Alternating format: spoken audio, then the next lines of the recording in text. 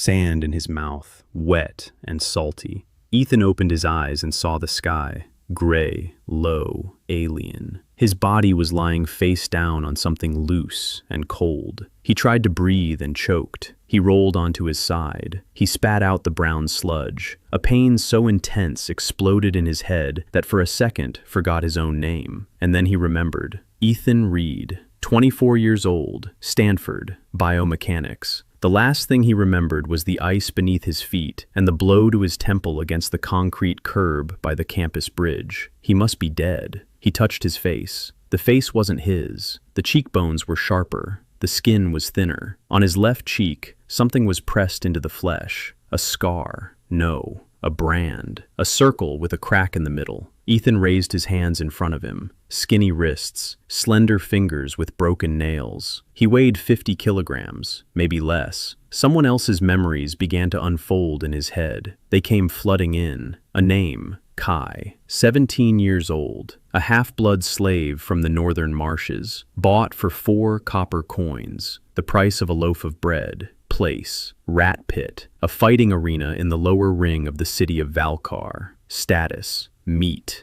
Kai's memories were brief and bleak. The swamp, cold, chains on his ankles, a cage on a cart, the face of a merchant with rotten teeth, and something else. Ethan saw it like a flash, a shard of a clay bowl in the boy's hand. Kai pressed it against his wrist 3 times. 3 times he didn't have the courage to press down all the way. Ethan pushed that memory far away. Later, not now. He tried to stand up. His legs wouldn't obey him. His knees buckled and he fell back into the sand. There was noise all around him, the rumble of hundreds of voices from above, the stands. He was lying in the arena, an oval-shaped area 30 meters long. The sand was brown with old blood. Walls 3 times a man's height. Along the top edge, wooden railings, and behind them, faces, many faces, shouting, drunk, waiting. A shadow fell over him. Ethan raised his head. A man stood over him.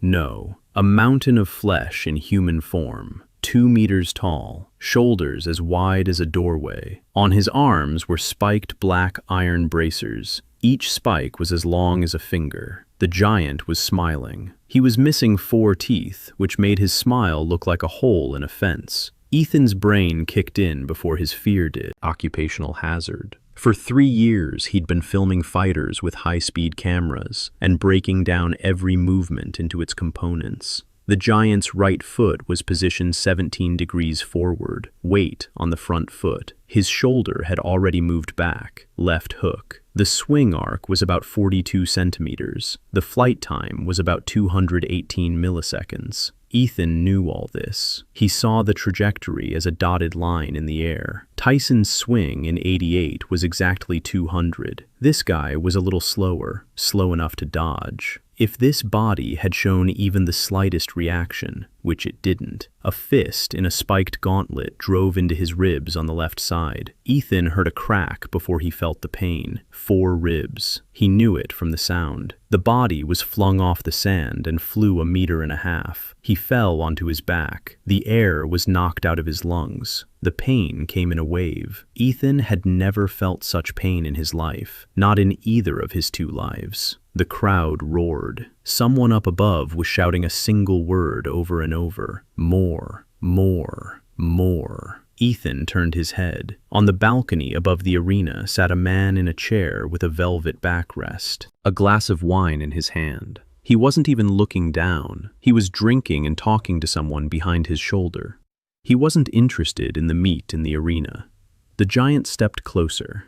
He raised his leg. Ethan saw the sole of the boot, a heavy one, with an iron toe cap. It came crashing down on his chest. Broken ribs buckled inward. Something burst inside his chest. His mouth filled with blood. A thick. Ethan choked. 23 seconds. That's how long his first fight lasted. He knew it because he'd been counting. Even as he was dying, he kept counting, because that was the only thing he knew how to do. The world began to fade. Sounds were the first to go, then the light, then the pain. Only darkness remained.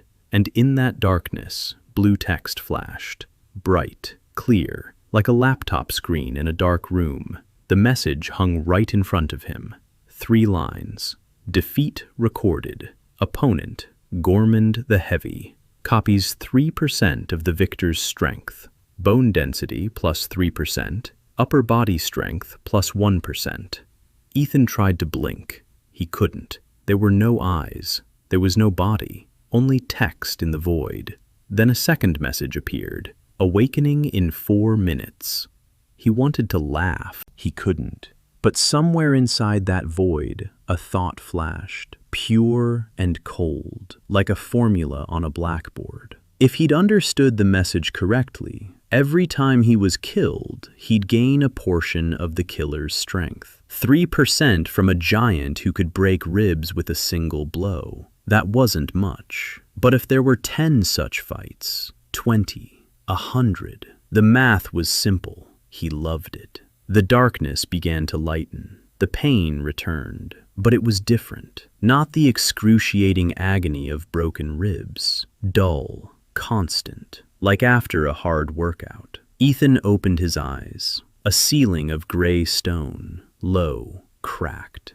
The smell of mold and urine. He was lying on the stone floor of a cell. 3 walls of stone, the 4th made of iron bars. Beyond the bars, a corridor, the dim light of a torch. He was alive. Ethan sat up. His head spun. He pressed his hand against his ribs, his left side. Where 4 ribs had been broken 20 minutes ago, they were intact. He pressed harder. No pain. The bone felt solid beneath his fingers, more solid than it should be in a 17-year-old emaciated body. 3%. He could feel it. Not like a number on a screen, like weight. Something new had appeared under his skin. Something foreign. The heaviness of muscles that hadn't been there before. Microscopic. Imperceptible to anyone else. But Ethan had spent 3 years measuring differences in 0.1% among professional athletes. He noticed it. Blue text flashed before his eyes again. This time, not 3 lines, but an entire panel. The archive of the defeated body. Host, Kai. Age 17. Base stats. Strength 4 out of 100. Speed 6 out of 100. Endurance 3 out of 100. Bone density 7 out of 100. Base 4 plus 3 from Gormand. Copied fragments. Gormand heavy. Bone density plus 3%. Upper body strength plus 1%. Ethan read these numbers and felt something click into place inside him. He was an analyst. His whole life. He'd broken down other people's strikes into vectors and angles. Now his own body had become the subject of study, the worst possible one. A 4 in strength, a 6 in speed, a 3 in stamina. Any fighter in this arena had stats 5 to 10 times higher. He was a 0. That was his name. 0. 0 wins. 0 gift. 0 chances. But 0 had one advantage that no one in this arena knew about. 0 knew how to count. Footsteps sounded behind the bars. Heavy, uneven, the jingle of keys. A man approached the cage. Short, stooped, a rat-like face, a sharp nose, small eyes, a bunch of keys in his right hand, a whip in his left, coiled, not for striking, for a reminder. Kay's memories suggested a name, Griezo, the cage overseer. Griezo looked at Ethan through the bars and spat on the floor. He said he'd bet 3 copper coins on Ethan, not on a win, of course, on the fact that he'd die in the first fight, and he'd lost, because this piece of meat had somehow managed to stay alive. 3 copper coins. To Griezo, that was money. He looked at Ethan with the same expression one uses when looking at a cockroach that refuses to die, even after being stepped on. The hour passed faster than Ethan had expected. Griezo returned with 2 guards. One opened the cage. The other grabbed Ethan by the collar and dragged him down the corridor. Stone walls, torches every 10 steps. The smell of sweat and blood grew stronger with every meter. The corridor led into a wide tunnel. At the end of the tunnel was light, gray daylight, and the noise of the crowd. Ethan counted his steps, 47 from the cage to the exit to the arena. He remembered it. He was shoved onto the sand. The crowd roared. Not a greeting, anticipation, like dogs before a feeding. Ethan looked around. The arena was the same. An oval, sand, walls, stands. On the balcony, the owner sat in the same chair, a glass in his hand. He wasn't looking. From the other side of the arena, his opponent emerged. A woman, slender, wiry, her face covered with a web of white scars, as fine as a spider's web. A spear in her hands, the shaft made of dark wood, the tip of gray metal, long, narrow, like a needle magnified 20 times.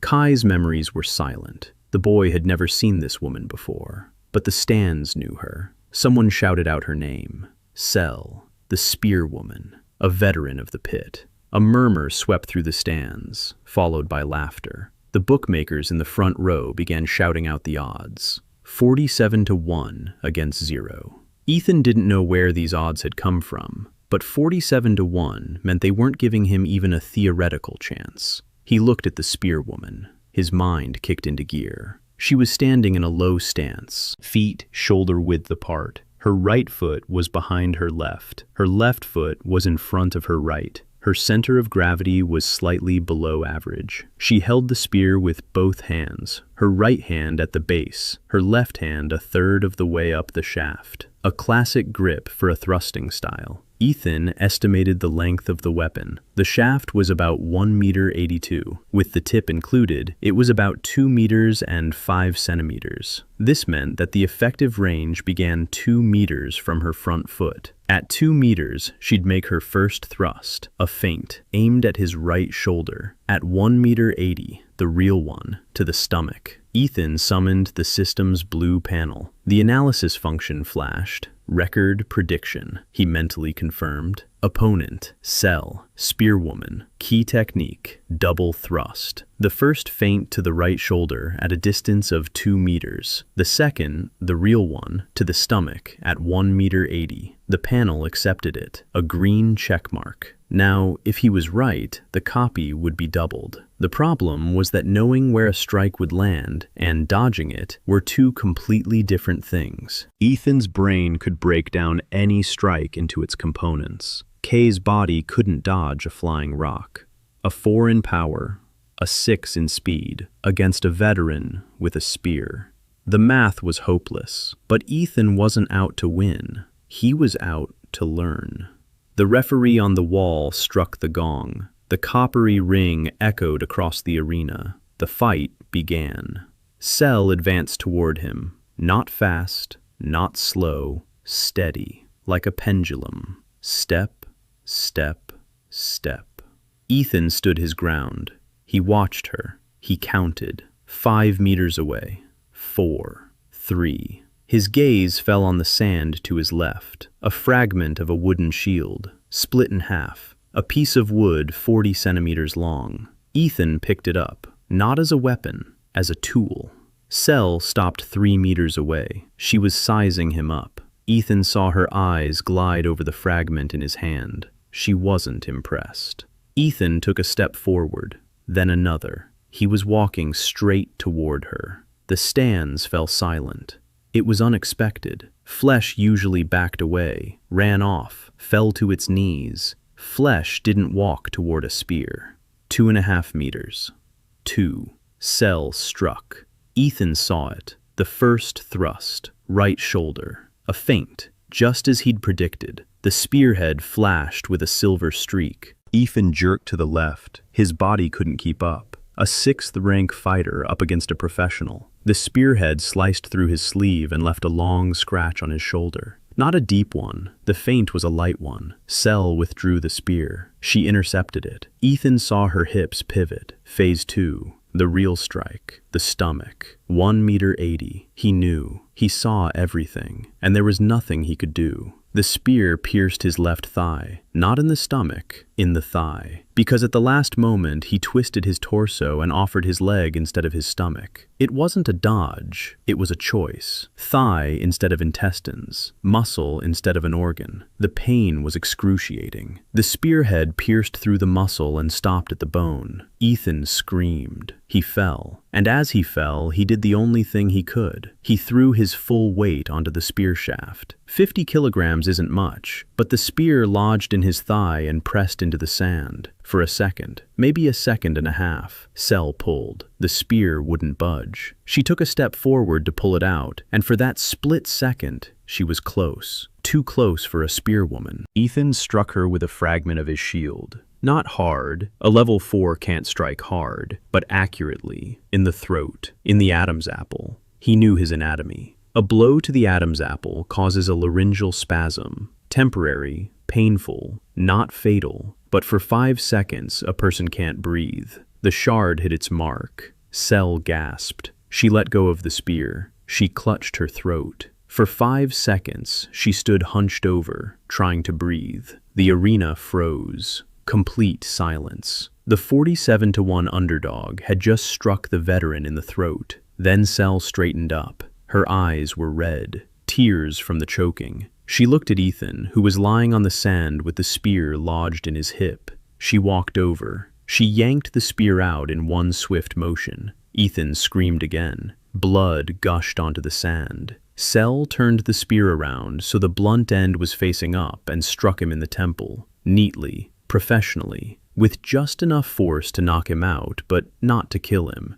The world went dark. The referee declared Sel the winner. The crowd roared, but somehow differently than the first time. Not with hunger, surprised. Blue text flashed in the darkness. Defeat recorded. Opponent, Sel June. Analysis confirmed. Prediction matched 87%. Cloning doubled. Sense of distance plus 18%. Coordination plus 12%. Dodge reflexes up 6%. Ethan read the numbers in the dark, and if he could have, he would have smiled. 18% sense of distance. That was more than he'd expected. The doubling was working. The morning began with the smell of food. Real food. Not that gray porridge Grizzo tossed into the cages like slop. Meat broth, onions, something herbaceous. Ethan opened his eyes. Behind the bars stood an old man in a dirty apron, holding out a clay bowl to him through the bars. Kai's memories kicked in. The stable hand, an old slave named Borg. He looked after his master's horses, harmless, quiet. In the arena, he was considered little more than a piece of furniture. Borg said the cook had sent the food. He didn't explain why. He set down the bowl and left. Ethan took the bowl. The broth was hot. Pieces of meat floated in it. Real meat. He ate slowly. After yesterday's battles, his body craved protein and calories like an empty tank craves fuel. As he ate, the blue system panel hung before his eyes. Ethan studied it. The archive showed more than just numbers.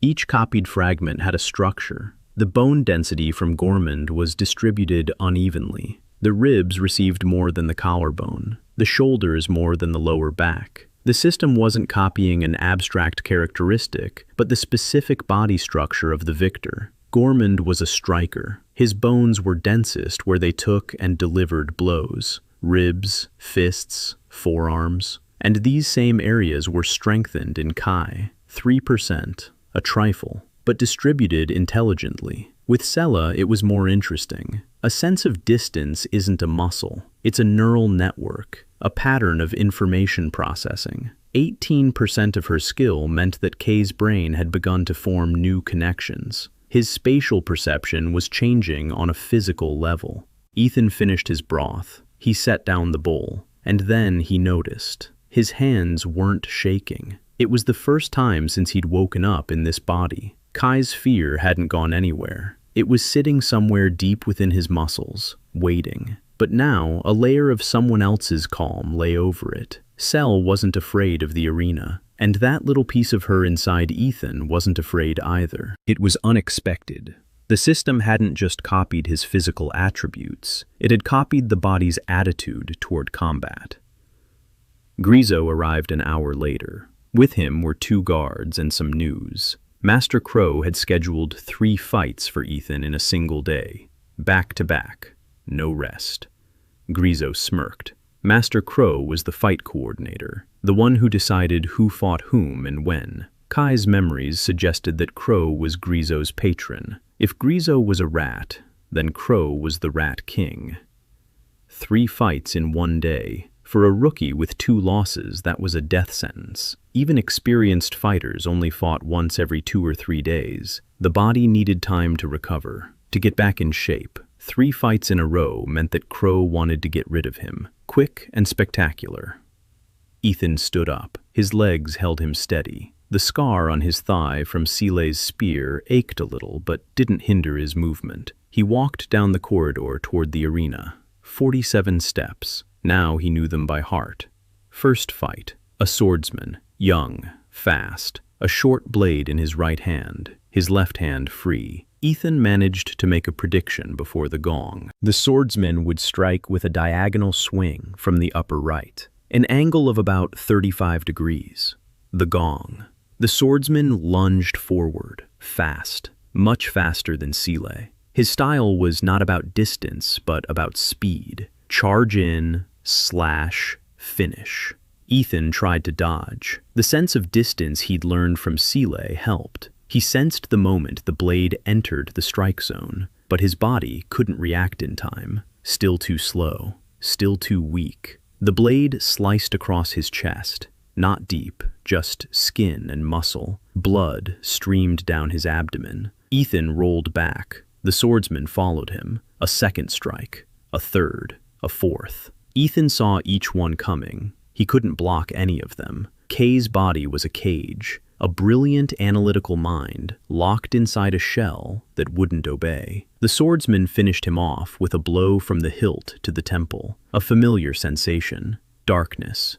Blue text. Defeat recorded. Analysis confirmed. Duplication doubled. Swing plus 14%. Wrist speed plus 8%. Ethan woke up on the sand. They'd dragged him to the wall, not into the cage, but against the wall. The arena hadn't emptied. The second fight was coming right away. They brought out the next opponent, a fist fighter. He was burly, not as massive as Gormand, but solid, heavy. His hands were wrapped in leather straps. Ethan got to his feet. His left eye was swelling from the swordsman's blow. The blood on his chest was drying. The system had healed the spear wound overnight, but only 2 minutes had passed since the swordsman's attack. Nothing had healed yet. He stepped onto the sand. He summoned the panel. He confirmed the prediction. A fist fighter, right-handed, main strike, a straight right to the torso. Gong. The boxer was easier to handle than the swordsman. No feints, no distance, just charge in and strike. A straight right to the body, exactly as predicted. Ethan tried to block with his forearm.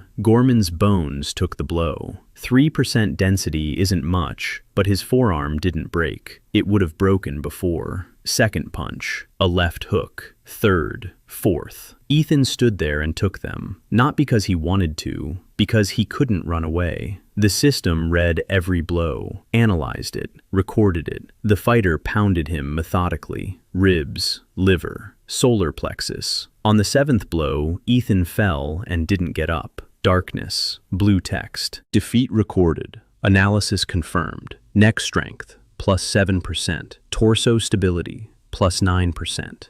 Awakening. Sand. Blood. The roar of the crowd. The third fight. Ethan lay against the wall, staring at the arena. A woman with a bow emerged from the gate opposite him. Short, wiry, narrow eyes, squinted, like someone who's been staring at distant targets for too long. An archer. Ethan stood up. This time, his body felt heavier to lift. His ribs ached from the fist fighter. His left eye barely opened because of the swordsman. Blood had caked on his lips. He stepped out onto the sand. He locked in the prediction. An archer. First shot. Right shoulder. Test shot. Gong. The archer didn't step forward. She stayed in place. She raised her bow. Ethan ran. For the first time in 3 matches, he wasn't standing still. He was running, straight toward her. A distance of 20 meters. The arrow flew. Ethan jerked to the right. Soleil's sense of distance kicked in. He sensed the arrow in the air. He didn't see it. He sensed it. The arrow passed 10 centimeters from his left shoulder. The prediction turned out to be inaccurate. She was aiming for the left, not the right. The panel flashed. 64% match. Partial confirmation. Multiplier. 1.5. Second arrow. Into the thigh. Hit. Ethan stumbled, fell, rolled across the sand. Third arrow. In the back. He felt the impact between his shoulder blades. Not deep. The tip lodged in the muscle. Pain. Sharp. Piercing. Fourth arrow. He couldn't see anymore. He lay face down in the sand. The arrow entered his right forearm. The archer approached. She stood over him, looked down at him, and brought her heel down on the back of his head.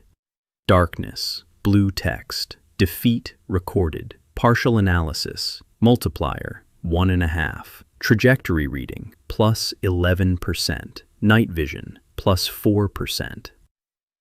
Ethan woke up in a cage. Night. Silence. The torches had almost burned out. He lay on the stone floor, staring at the ceiling. His body was one continuous wound. 3 battles in 1 day. 3 defeats. The system had healed the critical injuries, but left the minor ones. Bruises, cuts, muscle tears. Everything ached. It hurt to breathe. It hurt to lie down. It hurt to exist. But fragments of 5 people now lived inside him. Gormand, Cell, the swordsman, the brawler, the archer. Bone density, sense of distance, coordination, swing, neck strength, stability, reading trajectories, night vision. Each piece on its own was a trifle, but together they formed something, a foundation. A shadow appeared in the cell door. Ethan turned his head. A small figure, a girl, young, a round face, dark hair tied back in a bun. In her hands, a small clay pot and a strip of cloth.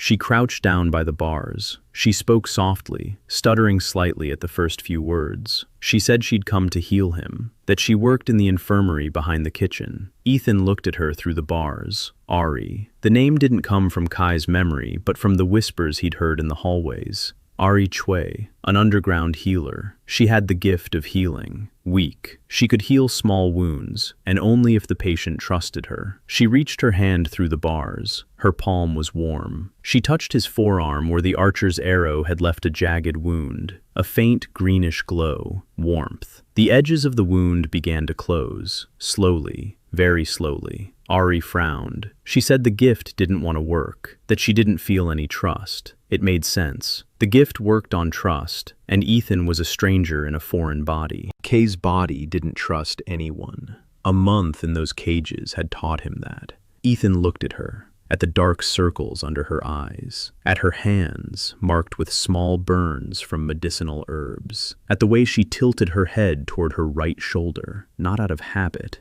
out of pain. Chronic neck pain, probably from constantly working in a bent position over patients. He opened his mouth, and instead of asking her to heal his ribs, asked when she herself had last slept properly. Ari fell silent. She opened her mouth.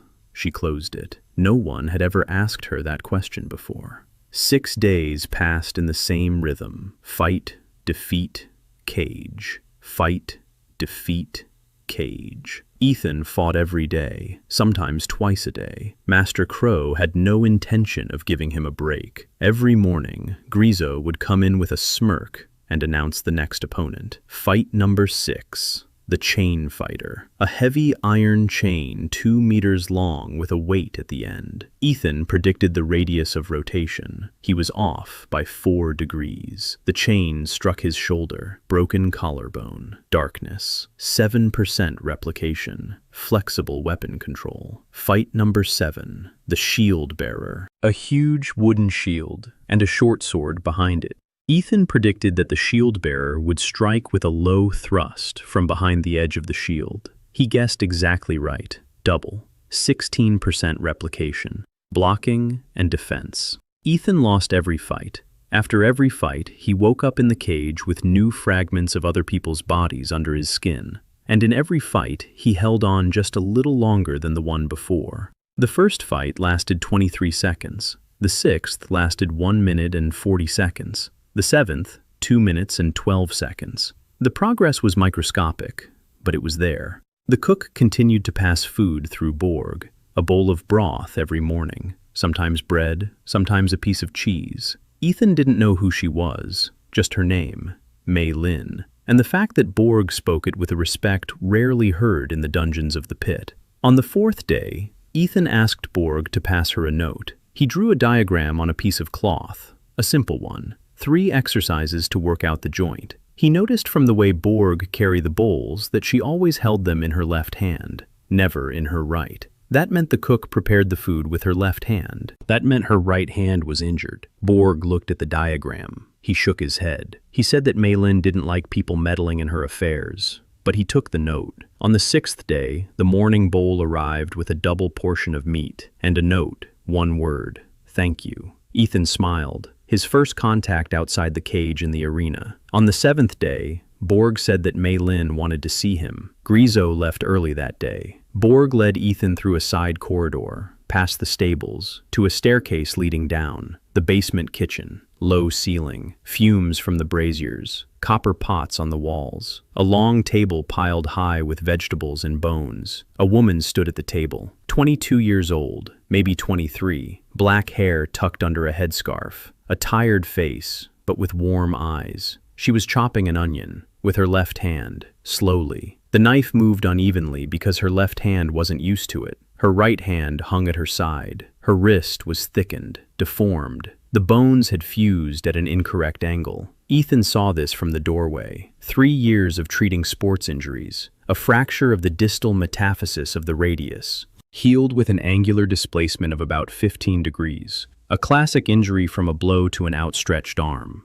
Mei Lin looked up. She looked at him, at her thin, bruised body, at the mark on her cheek, at her eyes which showed no fear. She said she'd received his note, that the exercises were strange but she'd tried them, that after 4 days her right arm hurt less. Ethan walked over to the table. He asked her to show him her hand. She held it out. He took her wrist gently, turned it, pressed on 3 points. Mei Lin winced at the second one. He nodded, let go of her hand, crouched down and began drawing on the stone floor, with a piece of charcoal from the brazier, not a general diagram, a specific one, for her bone, for her angle of fusion, for her muscles. He explained it simply, without using technical terms that no one here understood. He said her wrist was like a door hinge that had rusted at an angle. You can't straighten it by force, but you can strengthen the surrounding muscles so they compensate for the angle. 3 exercises in the morning, 3 in the evening. In a month, she'd be able to hold a knife in her right hand. Mei Lin listened, silently. She stared at the drawing on the floor. Then she looked up and asked how he knew that. Ethan fell silent for a second. The truth was impossible. A graduate student from another world? Biomechanics? Stanford? It all sounded like the ramblings of a madman. He said he'd seen a similar injury before. He didn't specify where. Mei Lin looked at him for a long time. Then she said he was strange. That meat from the arena doesn't usually draw diagrams of bones on the kitchen floor. Ethan replied that he was bad meat. She snorted. She didn't laugh, but she almost did. Then she set a bowl of soup in front of him, hot, with real chunks of meat and vegetables. And she sat down across from him. They ate in silence. It was warm in the basement kitchen. Steam from the boilers settled on the stone walls. Somewhere upstairs, the crowd hummed dully. Another fight. Someone's blood on someone's sand. Down here, it was quiet. Ethan finished eating. He thanked her. He stood up to leave. And just then, the door flew open. Grizo, small eyes, a rat-like snout, a whip in his hand. He saw Ethan at the table, and his face turned red. He yelled that a slave had no right to leave the cage without permission.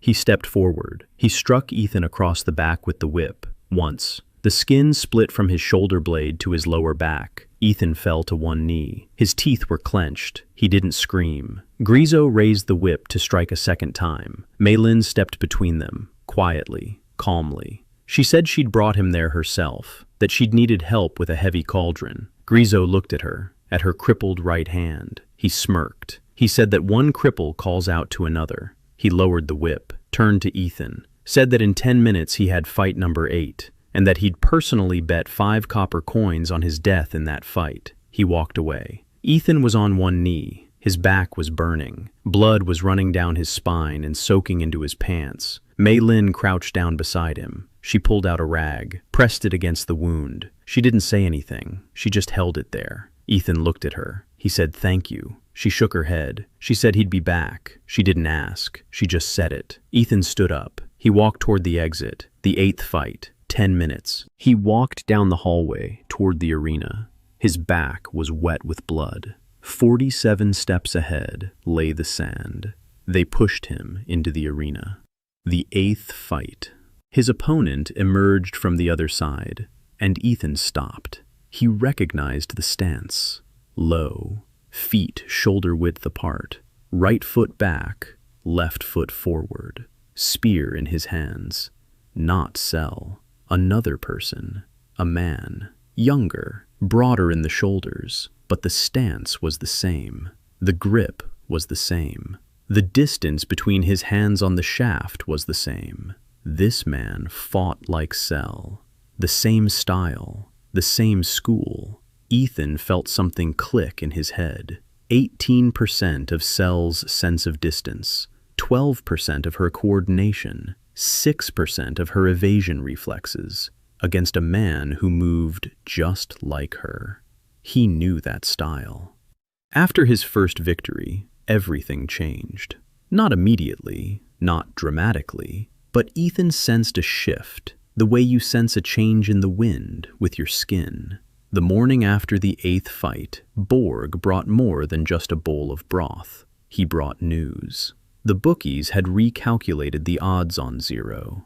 Before, the odds on his victory had been 47-1. Now they were 23-1. Still hopeless, but half as hopeless as yesterday. Raven Finch was the first to bet on him. Ethan didn't know who Raven Finch was. Borg explained. 19 years old, redhead, lives on the balconies above the arena, takes bets from 8 syndicates at once, knows everyone, and pays no one. They called her the Raven because she was always up there. She watched, she calculated, and she always ended up where the money was. Ethan took note of the information and returned to what had been on his mind for the past 6 hours. Seela's Advanced Archive. The blue panel opened a new section after the respect meter reached 20. Seela June's Spear Technique. Basic level. Contents. 3 stances, 7 types of thrusts. Transition from long range to medium range. Control of the space around the body. It wasn't a book. It wasn't a manual. It was movements. Ethan closed his eyes and felt them. Like muscle memory he'd never developed. His body knew where to place his feet for the first stance. His hands knew how to grip the shaft for a thrusting strike. Not perfect. 20% of a master's skill isn't mastery, but it's a foundation on which to build. Ethan spent the entire morning in the cage practicing the movements. Without a spear, without a weapon, with empty hands. He simply positioned his feet, shifted his weight, rotated his torso. He broke down every movement into familiar components. The angle of his knee, the degree of hip rotation, the speed of shifting his weight from his back foot to his front foot. The analyst was learning to be a fighter, slowly, methodically, counting every degree.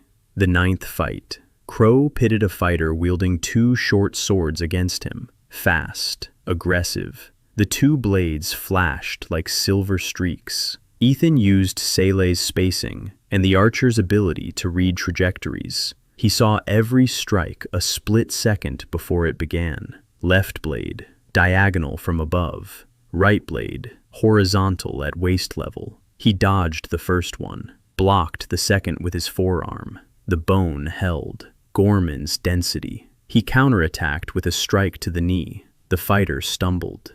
Ethan finished him off with an elbow strike to the temple. The speed of a swordsman's wrist, combined with the strength of a boxer's neck, gave him a blow that knocked his opponent off balance and sent him crashing to the ground. The referee raised his hand. Victory for Noel. 2nd victory in a row. The stands roared with a different kind of excitement. No surprise there. Anticipation. The 10th bout. The next day. An unarmed fighter. A wrestler. Short, broad, arms like oak roots. A wrestling style. Grapple and throw. Ethan predicted that the wrestler would go for a double leg takedown. A classic leg sweep. He was right, a double leg. But the wrestler was heavier, about 30 kilograms. Ethan still weighed just over 55. His progress in building mass was slow. The wrestler caught him, threw him, pinned him to the sand. Ethan couldn't break free. He lost by chokehold, darkness, cloning. Plus 16% torso control during a takedown. Plus 8% grip strength. Defeat. But with every defeat, Ethan learned faster. 11th match. Victory. 12th. Defeat at the hands of a fighter with a magical gift. Icy fist. Every strike coated his skin with frost. Ethan gained minimal replication. 2% resistance to cold magic. A trifle. But his first encounter with magic. 13th. Victory. A quick one. The opponent turned out to be weaker than Crow had expected. Ethan finished him off in 1 minute and 40 seconds with a wrestling move from the 10th fight.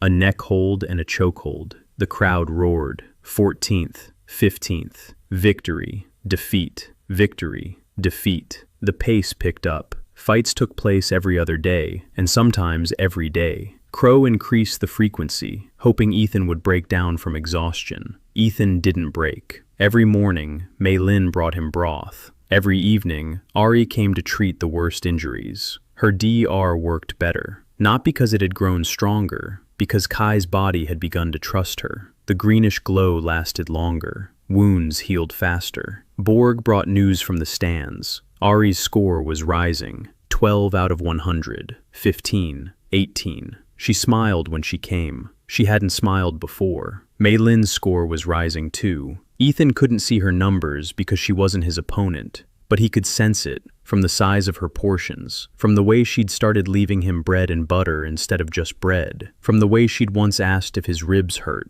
not out of politeness, but out of concern. By the 20th fight, Ethan emerged a different person. Not on the outside. He was still a skinny 17-year-old with a scar on his face, but beneath the skin lived fragments of 17 fighters. His weight had increased to 61 kilograms. Muscles had appeared where there had been none before. His shoulders had broadened. His forearms were sturdier. His legs were more stable. The basic stats on the panel looked different. Strength, 19 out of 100. Speed, 22 out of 100. Stamina, 17 out of 100. Bone density, 24 out of 100. These were the numbers of an average fighter, not a champion, not a veteran's, just an ordinary fighter in the middle tier. But for a body that had started with a 4 in strength, this was a huge leap. Raven Finch showed up in person for the 16th fight. Ethan saw her on the balcony, red hair, a notebook in her hand. She looked at him the way people look at a racehorse, appraisingly, with excitement. After the fight, she went down to the underground arena's railing. Grizo tried to stop her. She pulled 5 silver coins out of her pocket and placed them in his hand. Grizo disappeared. Raven crouched by the bars. Redhead, skinny, freckles on her nose, green, quick eyes. She moved like someone who's always running late. She said she'd bet 20 silver on him in the 16th fight, and won 40. She said his odds were dropping with every fight. A month ago, 47 to 1. Now 12 to 1. In a week, it'll be 5 to 1, and it won't be worth betting on him anymore. She wanted to know how many more fights in a row he'd win so she could figure out the optimal betting strategy. Ethan looked at her. 19 years old. A bookie. She lives on the balconies of the arena where people are killed for money. And she's asking him about probabilities. He replied that he didn't know how many he'd win, but he knew he'd definitely win the next 3 fights, and he knew exactly which move would end each one. Raven fell silent. She opened her notebook. She said that if he could predict his fights with such precision, it wasn't luck, but a system, and that a system was the most valuable thing in the arena, more valuable than strength, more valuable than the gift. because a system could be sold to bookmakers. She proposed a deal. She would work exclusively for him, placing bets in his favor through frontmen. Half the winnings would go to him, half for her. Ethan thought for 3 seconds. He said he agreed, but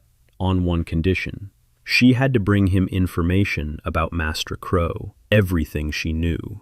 Raven narrowed her eyes. She asked why. Ethan said that Crow was trying to kill him through the fight schedule, and that the only way to stop him was to know more about him than he knew about himself. Raven looked at him for a long time. Then she smiled, broadly, boldly. She said she liked him, and that in 2 days she'd bring him a dossier on Crow as thick as a fist. She left, notepad under her arm. Her red hair flashed down the hallway and vanished. Ethan fought the next 3 bouts exactly as Raven had said. The 21st bout, victory by chokehold. 22nd, victory by a blow to the liver. 23rd, victory in 40 seconds. Each time, he told Raven through Borg what move he'd use to finish the fight. Every time, he was right. Raven was making money. Ethan was building a reputation. The bookies in the lower tiers began to whisper. Zero was predicting fights, not just his own. He started watching other people's bouts from behind the dungeon bars, through the cracks in the arena floor, sand above. He was down below, and he was counting. He broke down other people's fights into their components: the swing, the distance, the speed, the angle, the timing.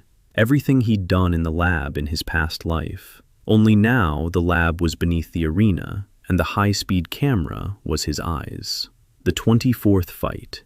An hour before it began, Ethan passed a note to Raven via Borg. The note contained 3 predictions, 3 fights that would take place before his own. The winner of the first, the move that would end the second, the round that would decide the third. Raven placed bets on all 3. All 3 came true. She earned more in a single day than she had in the previous month. The news spread throughout the pit within an hour. The bookies on the lower tier had lost money and wanted to know who was beating them. Raven didn't say, but rumors spread fast. Zero sees the fights. Zero counts. Zero knows who will win before the gong sounds. Master Crow heard.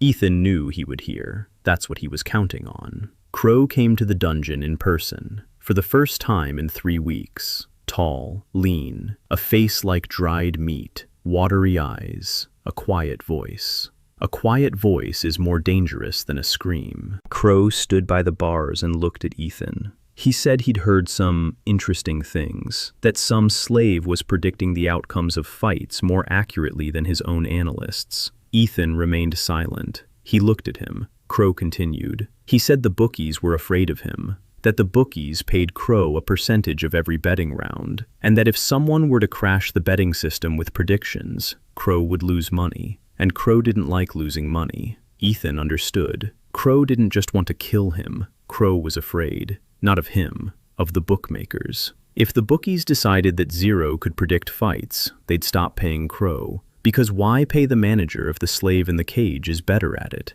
Ethan used that to his advantage. He told Crow that he had indeed predicted 3 fights, and that he could predict the next 3, right now, right in front of Crow. And if all 3 predictions came true, then Crow would leave him alone for 1 week, 7 days without fights, to recover. Crow looked at him. His watery eyes didn't blink. Then he smirked. He said that if even 1 prediction didn't come true, Ethan would get 3 fights in 1 day. 7 days without fights. Ethan made the most of every hour. For the first 2 days, he slept. His body craved rest like the earth craves rain after a drought. He slept 14 hours straight, waking only to eat the broth, Mei Lin's broth, and to sink back into darkness. His body was healing the accumulated damage. Microfractures in his bones, strained ligaments, and bruises he'd stopped noticing because new ones appeared before the old ones had healed. On the 3rd day, he woke up a different person. The pain was gone. Not all of it.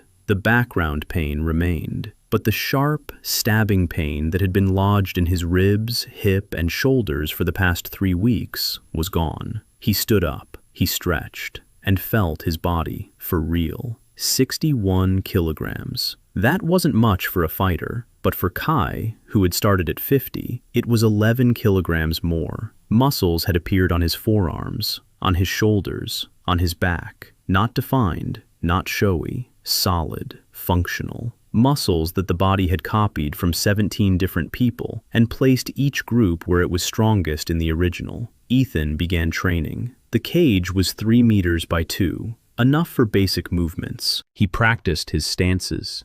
Sele's first position, feet shoulder-width apart, right foot back, weight on the front leg, shift through the center, rotate the hips, thrust, without a spear, with empty hands. But the movement was correct. Sele's advanced archive functioned as a built-in instructor. He could feel when his knee was 2 degrees to the left of where it should be. He could feel when his shoulder moved forward too early. His body gave him cues. Muscles that weren't his remembered what his brain didn't know. Then he switched to strikes, a swordsman's swing, wrist speed, torso rotation from a boxer's stance. He combined them. He took Sele's reach and added a swordsman's speed to it. He started from a wrestler's stance and transitioned into a boxer's punch. 17 fragments. Each one on its own was weaker than the original, but together they created something that hadn't existed before. A style without a style. A mixture that was impossible to predict because it changed every second. On the 4th day of his rest, Sel came to his cage. Not at night, like the first time.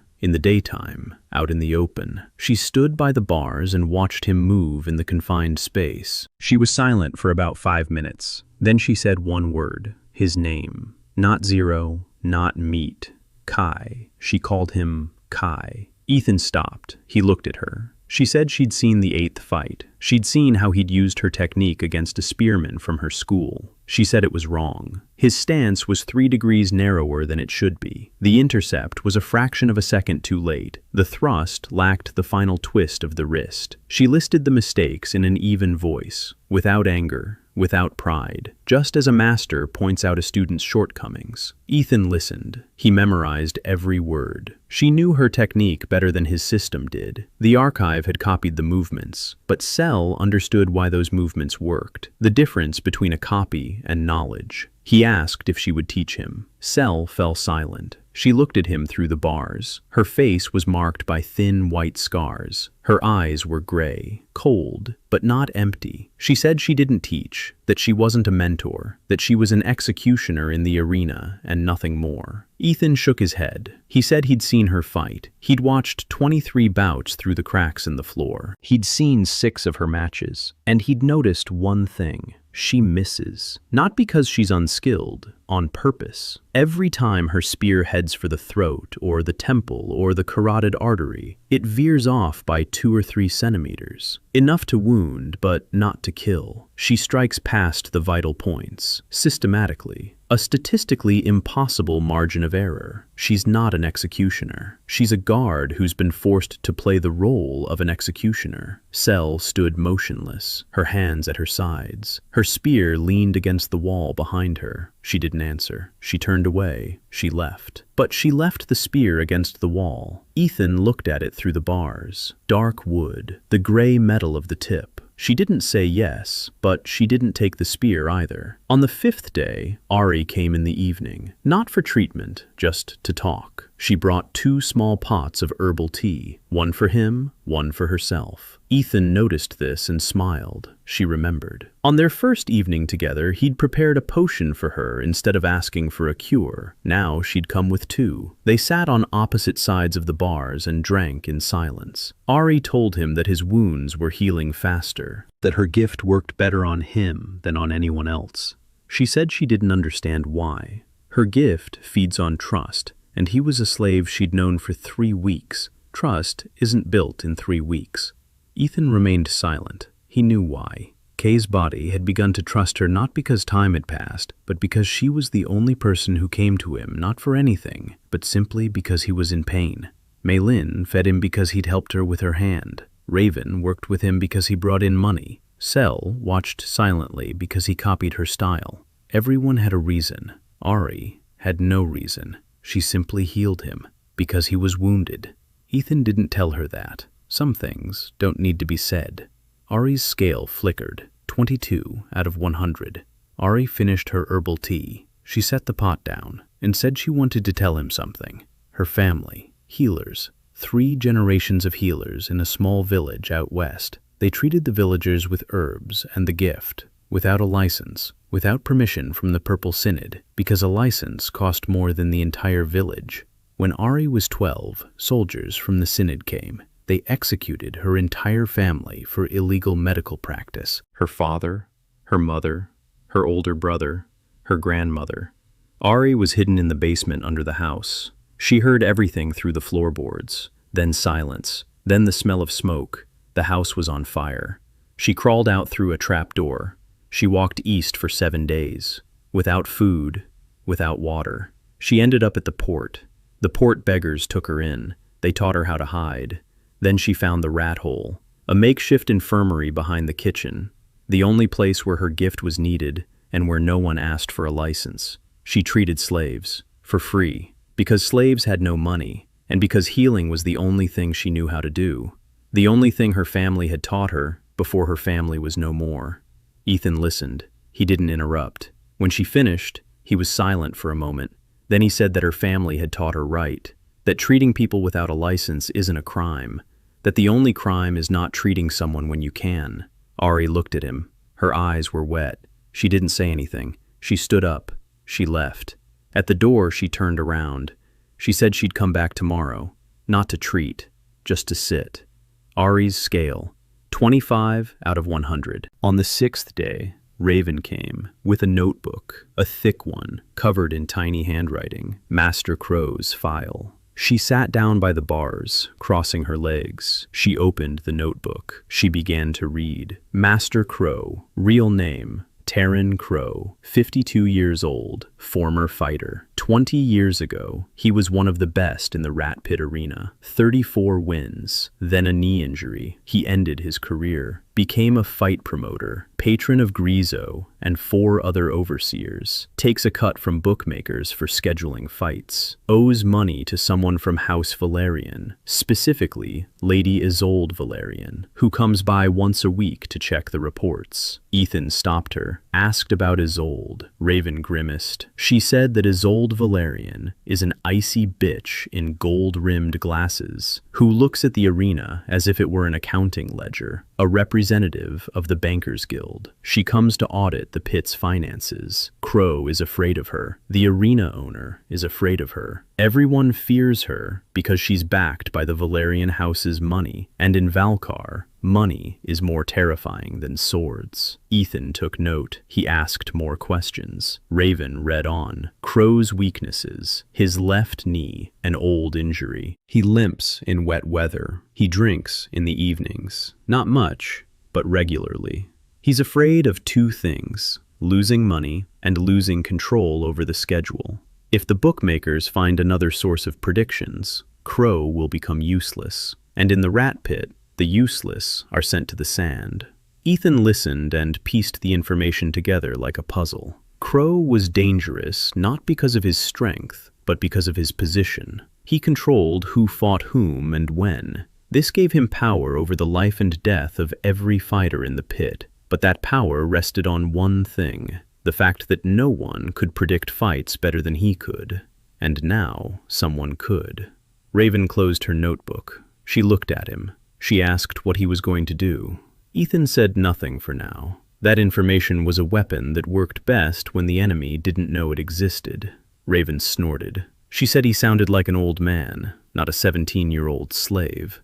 Ethan remained silent. She was more right than she knew. Raven left. At the doorway, she turned around. She said that there would be a fight between 2 heavyweights in the arena tomorrow. She asked who would win. Ethan thought for a moment. He'd seen both of them through the cracks in the floor, Grot and Malk. Grot was right-handed and wielded a heavy hammer. Malk was left-handed and wielded an axe. Grot struck harder but turned slowly. Malk was faster but got tired by the 3rd round. If the fight lasted less than 3 rounds, Malk would win. If it lasted more than 3, Grot would win. Ethan said Grot would win in the 4th round, with a hammer blow to the shield, followed by a shoulder thrust. Raven took note. She left. On the 7th day, the last day of rest, in the morning, Borg brought broth and news. Grot had defeated Malk in the 4th round, with a hammer blow to the shield followed by a shoulder thrust. Raven earned 15 silver coins. Ethan drank the broth. He stretched his shoulders. In 2 hours, he'd have his 24th fight. The week of rest was over. His body was ready. His mind was ready. Fragments of 17 fighters hummed beneath his skin like the strings of a tuned instrument. But before stepping into the arena, Ethan did something. He walked over to the cage wall, to the spot where Sel had left her spear 6 days ago. It was still leaning against the stone on the other side of the bars. Ethan reached his hand through the bars. He touched the shaft. Dark wood, smooth from thousands of touches. Warm. He wrapped his hands around it. Sel's advanced archive flashed through his mind. His hands found their place on the shaft by themselves. His right hand at the base, behind the shaft. His left hand a third of the way up. His grip was precise. No longer off by 3 degrees. Precise. 6 days of training in the cage. 6 days of practicing his stances. 6 days of silent conversation with the spear that had once defeated him. He pulled the spear through the bars. He turned it in his hands. 1 meter 82. A lethal zone of 2 meters 5 centimeters. He knew this weapon. He felt it as an extension of his arm. 20% of Soleil's skill, plus 6 days of practice, plus an analytical mind that broke down every movement into degrees and milliseconds.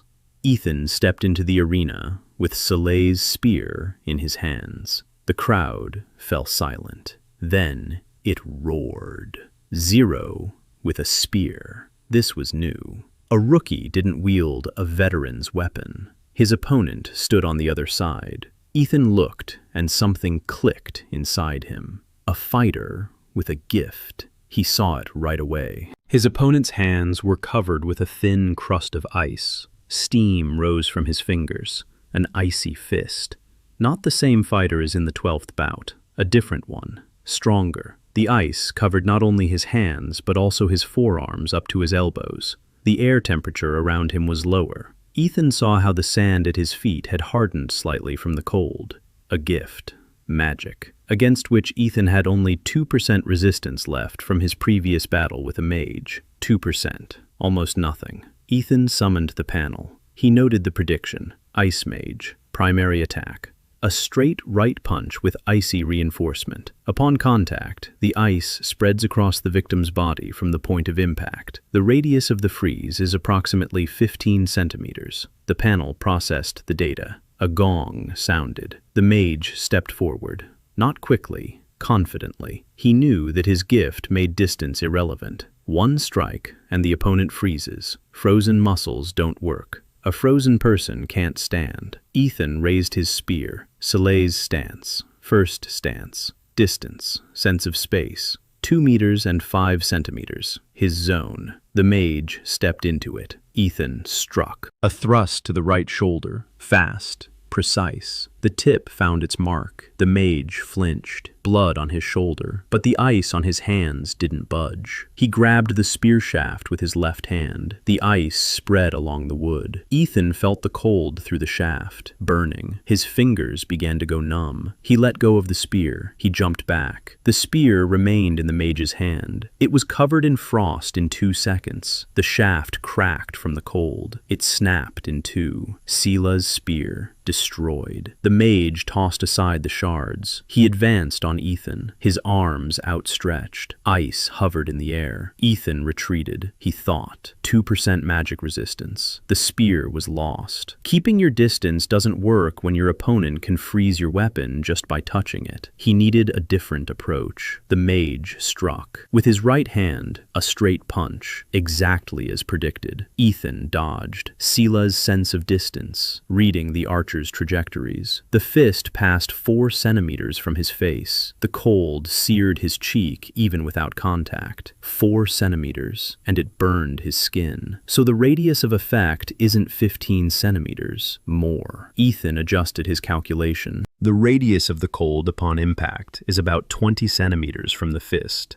Active. The passive radius is smaller. The 30th fight. Ethan stood in the arena and counted, not the seconds until the gong, not the distance to his opponent. He counted the days. 41 days since waking up in Kai's body. 21 opponents had left fragments of themselves inside him. Base stats. Strength 26 out of 100. Speed 29 out of 100. Stamina 24 out of 100. He'd crossed the line. He was no longer just meat. He'd become a fighter. An average one, but a fighter nonetheless. After his victory over the Ice Mage, the arena began to see him differently. Not as meat that, for some reason, wouldn't die, but as an anomaly. Whispers spread through the dungeons. The slaves passed his real name around among themselves. Not Zero, not Kai. A new name. Archive. Ethan didn't know who came up with it first. Maybe Raven. Maybe one of the bookies in the lower tier. The name stuck.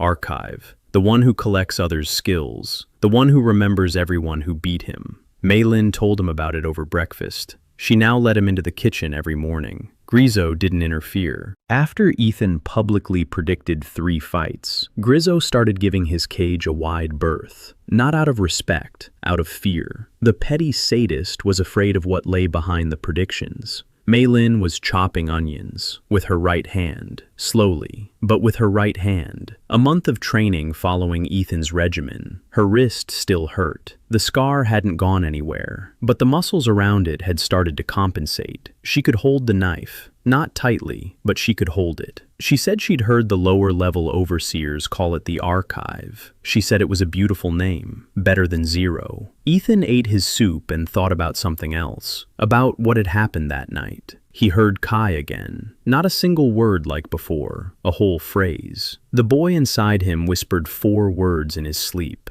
Let me go to Mom. Ethan didn't sleep until morning after that. He lay on the stone floor and stared at the ceiling. The boy was alive, inside, somewhere deep within the consciousness that Ethan occupied like an uninvited guest. And the boy wanted to leave, to his mom, whom Ethan didn't know. And Ethan couldn't let him go, because he didn't know how. And because if Kai left, the body would remain empty. And an empty body in the arena is a corpse.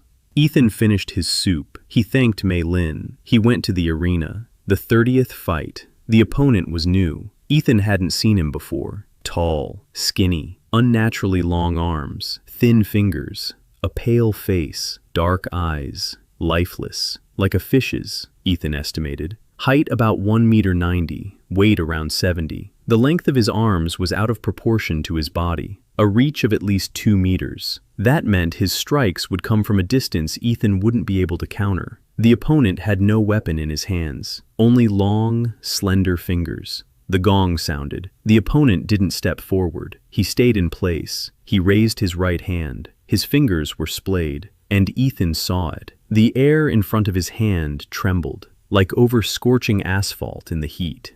A gift. Not ice, something else. An invisible blow struck the sand 2 meters in front of Ethan. The sand erupted in a fountain, a hole as deep as a palm. Pressure, air pressure. The opponent was striking with air. From a distance, without contact, Ethan jumped back. A second blow. The sand erupted to the right, a third. To the left. The opponent was striking without aiming, testing the waters, watching how Ethan moved. Ethan was calculating. The time between strikes, 3 seconds. Range, about 4 meters. Area of effect, a circle with a diameter of about 30 centimeters. Not fatal, but if it hits the head or chest, it'll break. And if it hits several times in a row, it will kill. Ethan recorded the prediction on the fly. Pressure mage, primary attack, directed airstrike, 3-second interval, weakness, cooldown between strikes. 3 seconds is the window. The panel accepted it. 4th strike. Ethan moved to the right. Sand exploded to the left. 3 seconds. He ran. Straight at the opponent. 3 seconds is a long time when you're running at a speed of 29 out of 100. He covered 4 meters in 2.5 seconds. The opponent raised his arm for the 5th strike, half a second to spare. Ethan dove. The airstrike passed over his head. He felt pressure on the back of his head. His hair pressed against his skull. His ears popped, but it missed. Ethan rammed his shoulder into his opponent. A wrestling takedown. A wrestler's body control. A waist grab. A throw. His opponent flew onto the sand. Skinny. Lightweight. 70 kilograms against Ethan's 61. The difference was small. Ethan ended up on top. He pinned him to the sand. Elbow to the throat. He pressed down. The opponent tried to punch the air point blank. His hand wavered. The pressure went into the sand next to Ethan's head. Sand sprayed into his face, into his eyes, into his mouth. Ethan didn't let go. He kept pressing down. He counted the seconds. At the 8th second, his opponent stopped resisting. At the 12th, the referee declared the victory. Ethan stood up. He wiped the sand from his eyes. He looked at his opponent. He was breathing, alive. The blue panel, victory recorded. This fighter's respect rating appeared, 3 out of 100. A small number, but every number meant that one more person in the arena knew his moves, knew that Ethan had memorized him. The 31st fight, the 32nd, the 33rd. Ethan fought every other day. He won more often than he lost. His record stood at 16 wins and 17 losses, almost even, but the trend was shifting. The last 10 fights, 7 wins, 3 losses. Each loss brought new insights. Each victory brought confidence. For his 35th fight, Ethan stepped into the ring and saw a familiar silhouette on the far balcony. Gold-rimmed glasses, dark hair, a straight back. Isolde Valerian. She came once a week to review our financial reports. But today, she had come on a day other than her usual one. Ethan noticed. She had come to watch his fight. After the match, Ethan was returned to his cage. An hour later, Grizzo opened the gate and said he was being summoned upstairs to the manager's office. Ethan walked through corridors he had never seen before. Stone walls gave way to wood paneling, then to fabric. Torches gave way to oil lamps. The air became cleaner. The smell of mold disappeared. The scent of wax and paper filled the air. The manager's office was small. A desk, 2 chairs, a filing cabinet. Isolde Valerian was sitting at the desk, alone, without the manager, without security. She looked up from her papers, gold-rimmed glasses, a calm face, beautiful with a cold, precise beauty, like a perfectly solved equation. She said she wanted to talk about the reports. Ethan sat down across from her. He knew it wasn't about the reports. She opened a notebook. She showed him a page. It contained a graph, a curve charting Ethan's wins and losses over 41 days. At the bottom were captions, dates, opponents' names, copied statistics. Ethan froze. She knew. Not everything, but she knew he was copying, or at least she suspected it. She said his progression was non-linear, that after every defeat, his stats jumped up rather than rising gradually, that no fighter in the history of the Rat Pit had ever shown such a learning curve. She said it was either a hidden gift or something she'd never seen before. Ethan remained silent. All 5 predictions had come true.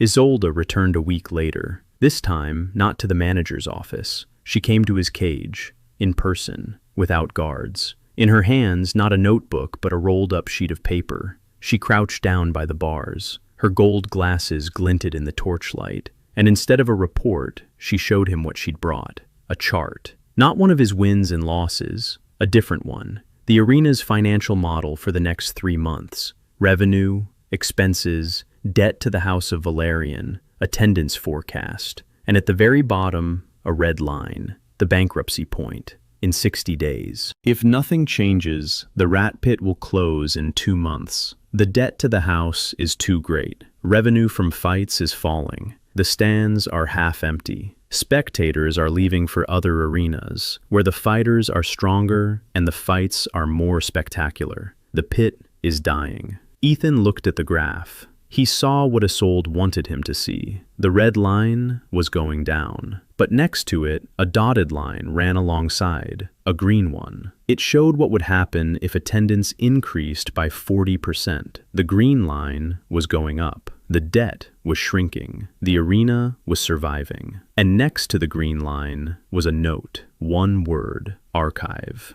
She hadn't just come to talk. She'd come with a business proposal. If Ethan became a star of the pit and boosted ticket sales, the arena would survive. If not, all the slaves, including him, would be sent to the northern mines. 4 months average life expectancy. Ethan stared at the graph. Then he looked up at Isolde. And he did something she didn't expect. Instead of agreeing, he asked why it mattered to her. She was a representative of the House of Valerian, the Bankers Guild. If the arena closes, the house will receive the land. That's more profitable than waiting for the debt to be paid off. She shouldn't care whether the pit survives or not, unless she has a personal reason for wanting the pit to keep operating. Isolde looked at him for a long time. Then she took off her glasses. Without them, her face looked different, younger, more vulnerable. She said she was 25, that at 12 she'd been married off to an old man for the sake of a contract between 2 branches of the house. She was widowed at 16. Since then, she'd been valued for only one thing, her ability to count other people's money, a living calculator, nameless, voiceless, without a choice. The rat pit is her first independent assignment, the first asset she manages on her own. If the pit collapses, they'll send her back to the house's main office, back to a desk full of numbers, forever. The pit is the only place where she makes decisions. She doesn't count other people's. She makes her own. Ethan listened. He understood. She didn't want to save the arena out of mercy. She wanted to save her only freedom. Small, ugly. The freedom to count money for slaves and killers, but her own. He replied that he would help, but not for free. He wants 3 things. Decent food every day, not through Borg and Mei Lin, officially. Second, access to information about every fighter on Yama's roster. Height, weight, style, wins, losses, everything in Crow's records. Third, when he reaches his 100th fight and challenges Dragon the Butcher to a qualifying match, he wants Isolde to be in the front row. Why? She asked. Ethan said she was the only one in this city who could read numbers as stories, and that in that fight there would be a story worth reading. Isolde put on her glasses. She stood up. She said she accepted his terms. He'd have the fighters' dossiers by tomorrow. She turned toward the exit. At the threshold, she turned back. She said his name. Not 0, not archive, not asset 4471. Kai. She called him Kai for the first time. She left. Isolde Valerian's scale, 20 out of 100. Threshold reached. Reward. A communication channel. Isolde would relay fragments of internal information from the House of Valerian to Ethan via a messenger. Ethan sat in the cage and felt something shift, not in his body, in the world around him. The first person from outside the arena had taken his side. Not completely, not openly, but she had taken his side.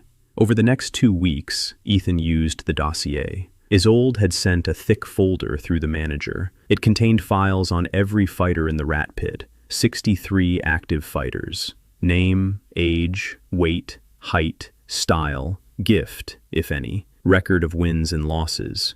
Ethan read them at night. He broke them down into their components. He looked for patterns. Every fighter had a weakness. Every style had a blind spot. A swordsman who always started with his right hand. A spearman who got tired after the 4th round. A fire mage who couldn't use his gift if his hands were wet.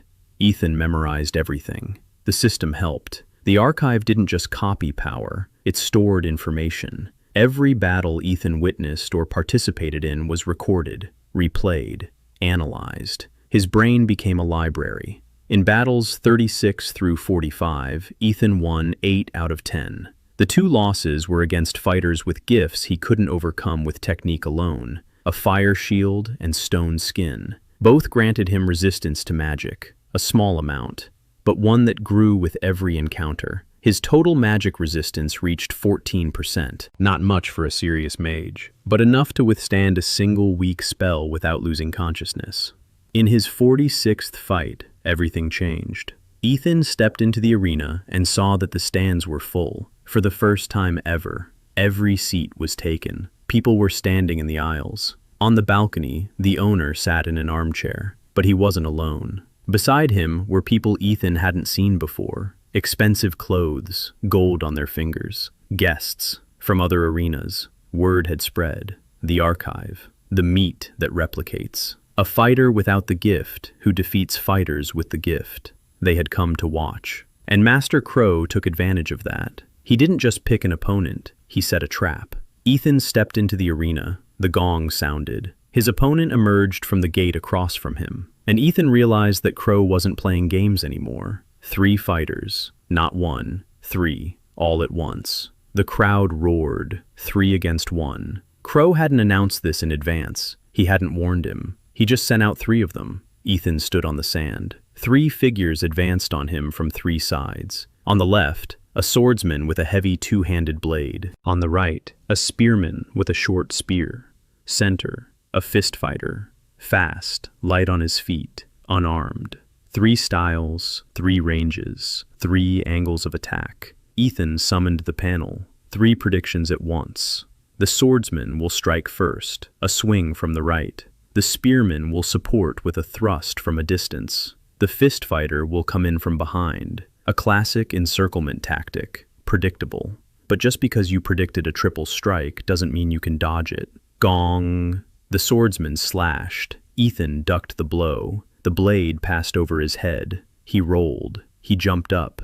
The spearman thrust. Sele's distance helped. Ethan swayed half a centimeter. The spearhead missed. The fist fighter struck from behind, to the kidney. Ethan didn't see it, but he felt it. A sense of space. 18% from Sele, plus the 9% he'd gained since then. 27%. He felt the blow on his back. He didn't dodge it. He didn't have time. But he twisted his torso so the blow landed on his ribs instead of his kidney. His bones held up. Density, 24%. Ethan was sent flying 2 meters. He fell. He jumped back up. 3 opponents were closing in on him. He thought quickly. 3 at once was impossible, but 1 at a time meant 3 separate fights. He had to split them up. He ran, not away from them, to the side, toward the arena wall. He pressed his back against the stone. Now they could only approach from the front. The angle of attack narrowed from 180 degrees to 90. The swordsman was first. A wide swing. Ethan dove under it. He ended up behind the swordsman, between him and the other 2. He struck the swordsman in the knee from behind. The swordsman fell to 1 knee. The spearman thrust over the falling swordsman. Ethan grabbed the shaft. A wrestler's powerful grip. He yanked it toward him. The spearman lost his balance. Ethan slammed his forehead into the spearman's nose. Skull strength from Gormand. A crunch. Blood. The spearman fell. The brawler was already nearby. Fast. 2 punches. Left, right. Ethan took the first one on his forearm. He blocked the second with his palm. He countered. A knee to the stomach. The arena owner's office was on the upper tier. Ethan walked up the stairs, counting the steps. 78. Each one creaked. Dark wood walls. Carpets on the floor. Oil lamps instead of torches. The smell of tobacco and old wine. Another world. Just 78 steps from the cage and wet sand to the carpets and lamps. A guard opened the door. The office was small. A round table, 2 armchairs, a fireplace. On the wall, a map of the city of Valkar with markings. Red dots. 12. 12 arenas. The rat pit was marked at the bottom. The smallest dot. An old man sat in an armchair. Ethan had only seen him before from the arena, from the balcony, with a glass in his hand. Up close, the owner looked different, older, more weathered. His face was deeply wrinkled. His eyes were clouded by wine and sleeplessness. His hands were covered in age spots, but his back was straight. And when he spoke, his voice wasn't that of an old man. Low, steady, the voice of a man accustomed to giving orders. He poured wine, 2 glasses, one for himself. He set the other down in front of Ethan. Ethan didn't touch it. The old man didn't insist. He said he'd seen today's fight, that for the first time in 7 years, he'd watched a fight all the way through without looking away, and that he wanted to ask one question. Ethan waited. The old man asked if Ethan knew why he'd bought him for 4 copper coins. Ethan didn't know. 4 copper coins, the price of a loaf of bread. For that kind of money, they only buy those they don't mind losing in their first fight. Disposable fodder, meat to warm up with before the real bouts. The old man didn't answer his own question. Instead, he told a story. 40 years ago, he himself had stood on this sand, young, skinny, with a brand on his arm, not on his face, on his arm. A different brand, a different time, but the same pit, the same walls, the same smell of blood and wet sand. He fought, he won, he lost, he got back up. He earned his freedom after 150 fights. He bought the arena from the previous owner with money he'd earned by betting on himself, because he, too, knew how to predict the outcome. Not like Ethan. Worse, cruder, but he knew how. He knew what it meant to stand on the sand and count. Ethan listened. The old man spoke quietly, without fanfare, like a man recounting something he had long since ceased to consider important. Then he got down to business. The Centennial Tournament. In 153 days, the 12 great arenas will field their champions. The winner receives the title of the Purple Blade, and a seat at the Emperor's left hand. The rat pit must field a fighter. If it doesn't, the arena will be shut down. Not because of debts, by law. An arena that doesn't participate in the Centennial Tournament loses its license. To field a fighter, they must pass the internal qualifiers. There are 2 paths. The first, 100 consecutive victories. Impossible. Ethan has 31 victories, and they're far from consecutive. The second, defeat the current king of the pit, Dragon the Butcher. 214 victories, 0 defeats, 8 years. A berserker with the gift of rage. His strength doubles at the sight of blood. The old man looked at Ethan and said that in 54 fights, he wanted to see Ethan in the ring against Dragon. Fight number 100. Ethan looked at the old man. 54 fights. That's about 2 months at the current pace. 2 months to become strong enough to face a fighter whom no one has defeated in 8 years. He asked what would happen if he refused. The old man finished his wine. He set down his glass. He said that, in that case, he'd put someone else up against Dragon, someone who'd be killed in 3 seconds, and the arena would close, and all the slaves would be sent to the mines, including Mei Lin, who was technically free but didn't have the money to leave, including Ari, who was working illegally and whom the Synod would find on the very first day if she stepped outside the gates of Yama, including Borg, who was too old to survive the journey north. The old man wasn't making threats. He was stating facts, calmly, like someone listing the terms of a contract. Ethan understood. There was no choice. He nodded. The old man nodded back. Then he said something strange. He said he was glad, that it had been a long time since he'd seen a person whose eyes burned in the sand rather than fading, and that Ethan reminded him of someone. He didn't say who. He stood up. He signaled to the guard. The audience was over. Ethan walked back down the stairs, 78 steps down. The carpets gave way to stone. Lamps gave way to torches. The smell of wine gave way to the smell of urine and blood. He returned to the world from which he'd been briefly lifted. Inside the cage, he lay down on the floor. He closed his eyes. 100 fights, 54 to go. Dragon the Butcher, 214 to 0. Gift of Rage. Strength doubles with blood. Ethan brought up the panel. He looked at his stats. Strength, 31 out of 100. Speed, 33 out of 100. Stamina, 29 out of 100. Bone density, 28 out of 100. Magic resistance, 14 out of 100. An average fighter. According to Raven's estimates, Dragon's stats were above 70 in all physical stats. His gift of frenzy doubled his strength at the sight of blood. That meant his strength in battle exceeded 100, off the charts, beyond the scale. It's impossible to defeat such a fighter with brute force alone. Even if Ethan copied fragments from another 50 fighters, he wouldn't reach 70 in all categories in 2 months. So force won't work. Something else is needed. He needs to think. Ethan thought, for a long time,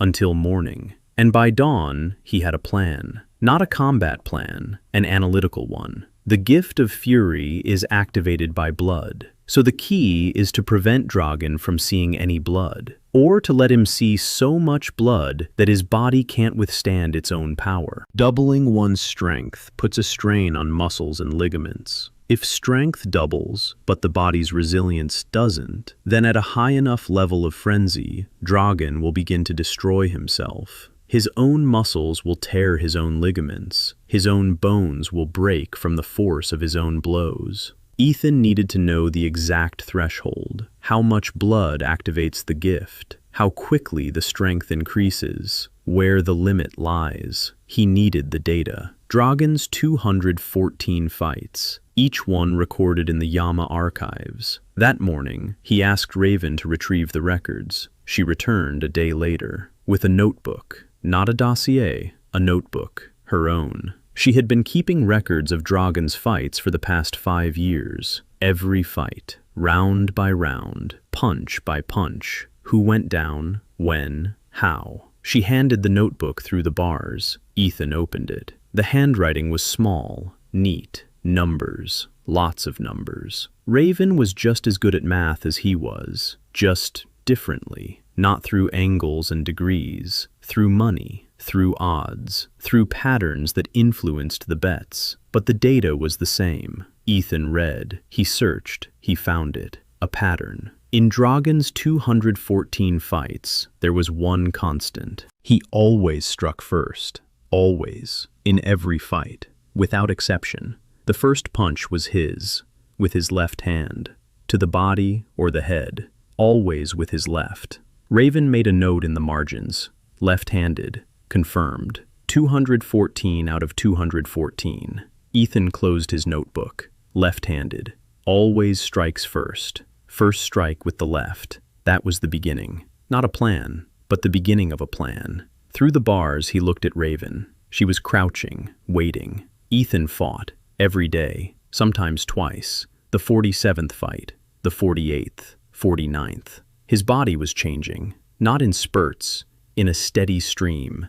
Every morning he woke up a little heavier than the day before. Every evening he went to bed with a new fragment of a stranger's body under his skin. His weight had reached 67 kilograms. Strength 38 out of 100. Speed 41 out of 100. Endurance 36 out of 100. Bone density 33 out of 100. He had moved from the average fighter category to the dangerous category. His opponents began to sense it. Before, they would step into the arena against Noel feeling relaxed, as if it were just a warm-up. Now they entered tense, watching him from the threshold, trying to read his stance. And they couldn't, because Ethan didn't have a stance. He had 27 stances from 27 different fighters, and he switched between them every 3 seconds. The bookies were going crazy. The odds on his fights changed every hour. Raven was making so much money that she had to hire a young messenger to keep up with taking and paying out bets. The 50th fight, halfway through, his opponent came out with 2 axes. Ethan won in 2 minutes, clean, not a single scratch, for the first time. The stands weren't cheering, they were silent. The crowd's silence was louder than a scream. They saw what a person sees when they realize they're facing not a fighter, but something else. A machine, precise, cold, calculating every degree and every millisecond. 51st, 52nd. Victory, victory, victory. The streak had grown to 12 consecutive victories, a record in the pit for an active fighter since Dragon. The name Archive had spread beyond the walls of the rat pit. Other arenas began sending people to watch, to assess, to fear. In his 53rd fight, Ethan lost, on purpose. His opponent was a fighter with the gift of fire, a powerful one. His hands burned with real flame. The temperature felt like about 400 degrees to Ethan. Ethan could have won. He saw a weakness. The fire mage grew tired after 6 strikes. His gift was devouring his energy. 7 strikes and he would have been drained. But Ethan decided to lose. He needed resistance to fire magic. 14% of his total resistance wasn't enough. Fire is a different element, different nerve endings, a different type of damage. He needed specific percentages. He withstood 4 strikes. His skin was burning. The hair on his right arm was singed. A 2nd-degree burn on his shoulder. The pain was so intense that for a second he forgot where he was. Then the system shut him down. Critical threshold. Darkness. Blue text. Defeat recorded. Analysis confirmed. Fire magic resistance plus 14%. Skin heat resistance plus 8%. Pain threshold plus 6%. Ethan woke up in a cage. Ari was treating his shoulder. A green glow. Tears on her face. She said he could have died. That the burns were on the verge of necrosis. That one more blow and the muscle would have been lost forever. Ethan looked at her. At the tears, at her hands, which were trembling, not from exhaustion, but from fear for him. He said he knew, that he'd figured it out, that the 4 blows had been calculated. Ari hit him on his uninjured shoulder, not hard, with an open palm, the way you hit someone you don't want to hit but can't help hitting. She said he was an idiot, that you can't treat your burns as mere numbers, that he was a living person, not a formula. Ethan said nothing. She was right. And wrong at the same time. He was a living person and a formula at the same time. That was his strength and his weakness. Ari's scale, 34 out of 100. She treated him for 2 hours. The gift was working at full capacity. Her trust in him was absolute. The burn had healed. The skin remained pink, sensitive, but intact. When she finished, she didn't leave. She stayed sitting by the bars, in silence. Ethan lay down on the floor. He closed his eyes. They sat in silence together. Sometimes silence speaks louder than words. 3 days later, Sel came to Ethan with a new spear. She didn't say where she'd gotten it. She just handed it to him through the bars. The shaft was made of light-colored wood. The tip was made of white metal, lighter than the old one, thinner, faster. She said it was a training spear, that you train with one like this, not kill with it. And that if he wanted to truly learn from her, he should come to the veterans' training ground every morning for an hour. Ethan looked at her. She was inviting him to train, not in a cage, on the training grounds, where Yama's veterans trained, those who had earned the right not to sleep in cages, those who were fed proper food and weren't beaten with whips. He asked how he would get there. He was a slave, with a brand on his face. Grizo wouldn't let him out without an order. Sel said that Grizo was no longer a problem, that after the 3-on-1 fight, the arena owner had given the order to move Ethan from the cage to the general barracks for fighters. Ethan froze, out of the cage, into the barracks. That meant a bunk, a blanket, access to a wash basin, and the training yard. He looked at Sel. She stood with a stony face. The scars on her cheeks were white, as always, but something twitched at the corner of her mouth. Not a smile, a shadow of a smile. The Sel June scale, 35 out of 100. In the morning, Ethan packed his things. He didn't have any things. A little pot from Ari, Raven's notebook with Dragon's fight records, a piece of coal he'd used to draw diagrams for Mei Lin.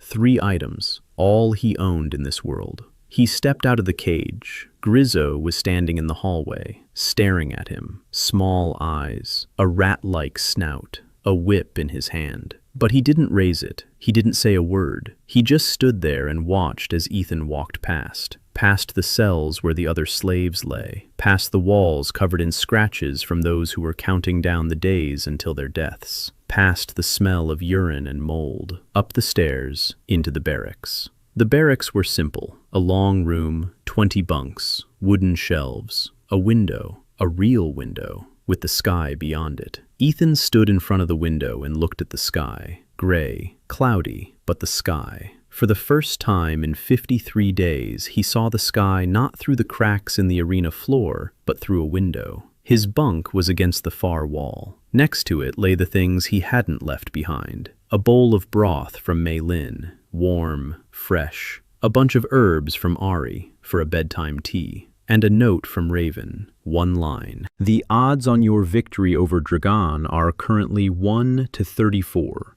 In 2 months, they'll be 1 to 12. I'm betting now. Ethan sat down on his bunk. He drank the broth. He sniffed the herbs. He read the note. And for the first time in 53 days in this world, he allowed himself to feel something other than calculation. Something warm, quiet, indescribable. He wasn't alone. In the morning, he arrived at the training ground. Open air, under a canopy. Sand on the floor, but clean, not brown with blood. Yellow, fresh. Wooden weapons on stands, targets, sandbags. Sel stood in the center, a spear in her hands.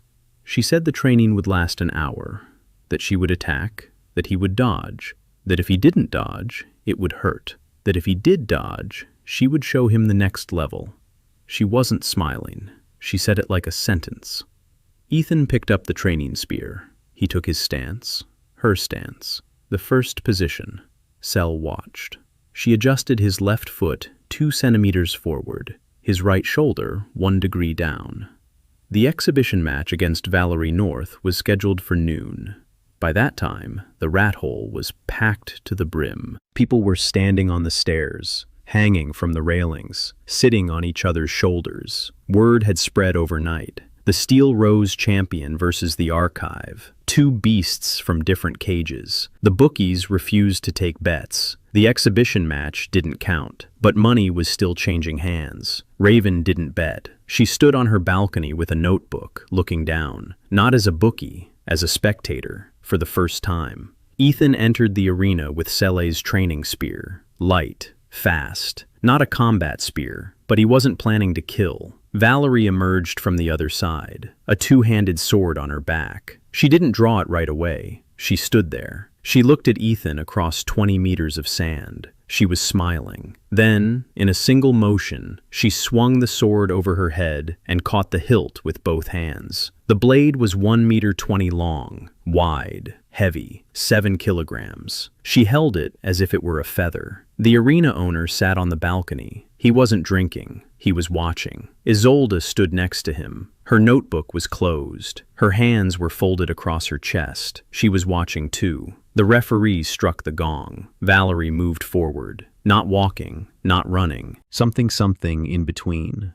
Gliding. Her feet barely touched the sand. She moved like water, without rhythm, without a pattern, without a system. Ethan stood still. He was counting, trying to count. He couldn't. Her movements defied any pattern. The angle of her stride changed every second. Her speed fluctuated. Her center of gravity swayed from side to side, like a pendulum without an axis. She was chaos. Living, beautiful, deadly chaos. The distance was 5 meters. Valerie struck. The sword traced an arc from top to bottom, wide and powerful. Ethan dodged to the right. The blade plunged into the sand, leaving a hole a palm's depth. 7 kilograms of steel, with an acceleration Ethan estimated at 900 newtons. A single strike. If it hit the body, it would shatter everything there is. Valerie pulled the sword out of the sand and struck again, horizontally. At waist level, Ethan dove. The blade swept over his back. He felt the wind. He rolled. He leaped to his feet. He struck with his spear. A thrust to the right shoulder. Sele's stance. Distance, 2 meters 5. The spearhead was on target. Valerie parried it with her sword, with one hand, easily, like swatting a fly. The force of the blow sent the spear flying to the side. Ethan barely held onto the shaft. She's stronger, significantly. Ethan estimated her stats at 60 to 70 in strength and speed, maybe higher. Compared to his 38 and 41, the gap was enormous. But Ethan wasn't going to win by brute force. He was going to learn.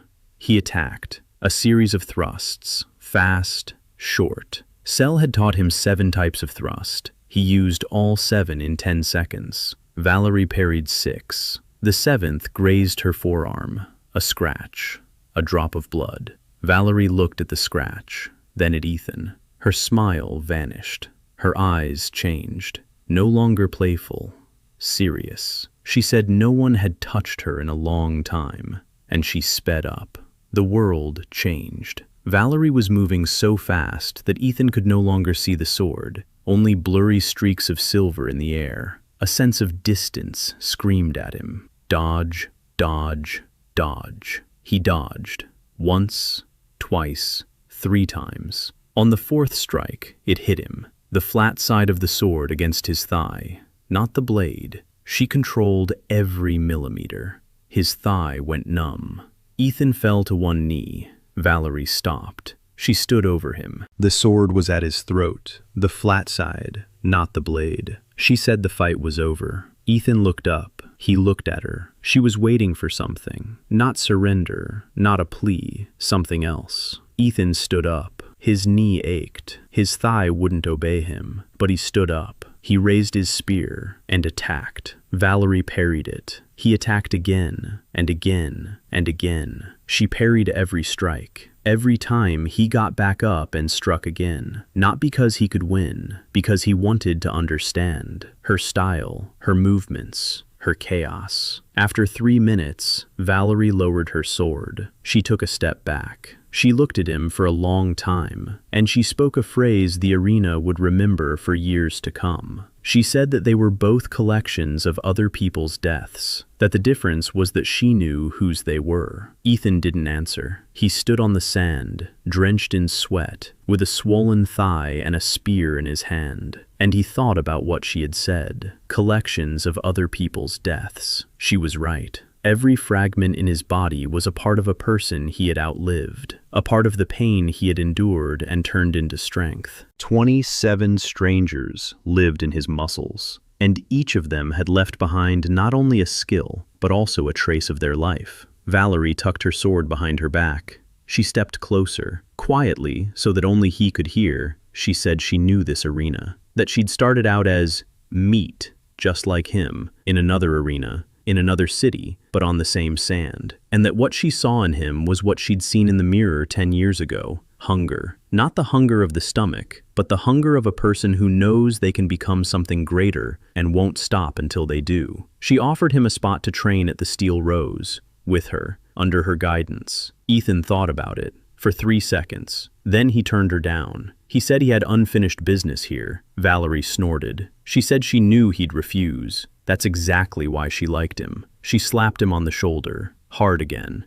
and walked away. On the balcony, the arena owner finished his wine. Isolde opened her notebook. Raven wrote a single word in her notepad. Equal, blue panel, step, regional authority. The name Archive had spread beyond the rat hole and reached neighboring arenas. That evening, after the fight, Ethan sat on a cot in the barracks. Raven and Ari sat on the floor nearby. Mei Lin stood in the doorway with a tray. Borg brought a stool and sat down against the wall. 32 days until the fight with Dragon. Ethan trained as he had never trained in either of his 2 lives. Morning, the training ground. Cell strikes. With a spear, at full force. Ethan stands. He takes the blows. The shaft drives into his ribs, in the shoulder, in the thigh. Every strike leaves a bruise the size of a palm. He doesn't dodge. He's learning to take the blows, to tense his muscles at the moment of contact, to brace himself, to spread the impact over a wider area.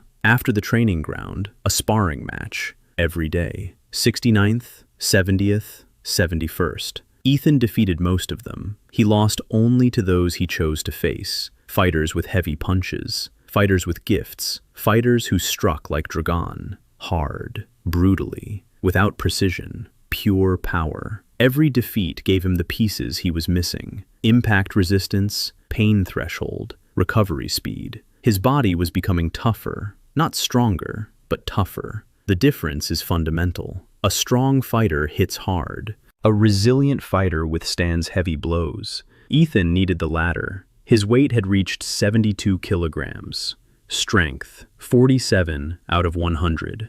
Speed, 48 out of 100. Endurance, 44 out of 100. Bone density, 42 out of 100. Magic resistance, 23 out of 100. Pain threshold, 51 out of 100.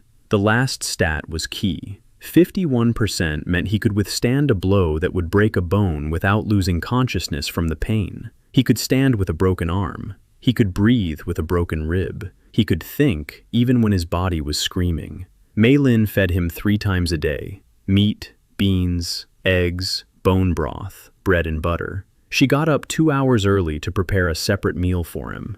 Her right hand worked. Not perfectly, but it worked. She cut the meat with her right hand, slowly, carefully, but with her right hand. One morning, she set a bowl in front of him and sat down across from him. She didn't leave as usual. She stayed. She said she wanted to ask him something.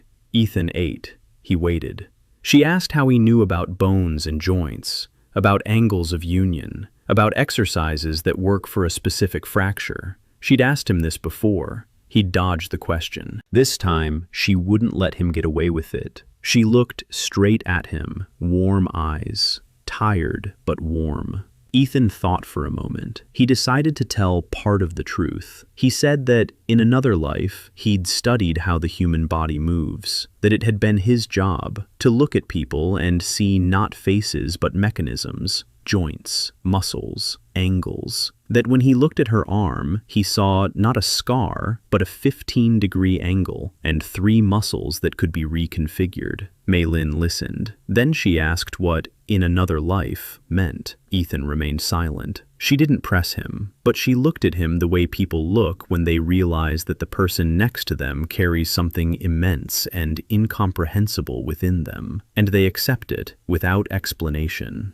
Mei Lin's scale. Ethan didn't know the numbers, but he sensed that she was high on the scale. In the 75th fight, what Ethan had been waiting for and fearing happened. That night after the fight, he lay on his cot. His body ached. 3 blows to the ribs from a heavyweight, bruises upon bruises. Ari treated him for an hour. She left. He closed his eyes, and Kai woke up. Not later, not a single word. A voice, clear, frightened, childlike. The boy was speaking inside his head, asking who was there, asking where Mom was, asking why it hurt. Ethan lay motionless. His heart was pounding. Kai was conscious, fully conscious for the first time. Not fragments, not a whisper. A living boy inside his skull. Ethan answered, in his mind. He said he was there, that he was a friend, that the body was safe. Kai fell silent for a second. Then he asked why everything hurt. Ethan said he'd been training, that he needed to get stronger. Kai asked why. Ethan said to survive. Kai was silent for a moment. Then he said he wanted to see his mom, that his mom had promised to come, a long time ago, a very long time ago. Ethan asked what his mom's name was. Kai didn't answer. He fell silent. He walked back into the darkness. Ethan lay there, staring at the ceiling of the barracks. The boy inside him remembered his mom, who had promised to come, but never did. Ethan touched the back of his head, the scar, the symbol of the Purple Synod, a cracked circle. Someone had put Kai in the rat pit. Someone had burned the symbol of a secret order onto the back of his head. Someone knew why. The fighting continued. 78, 80,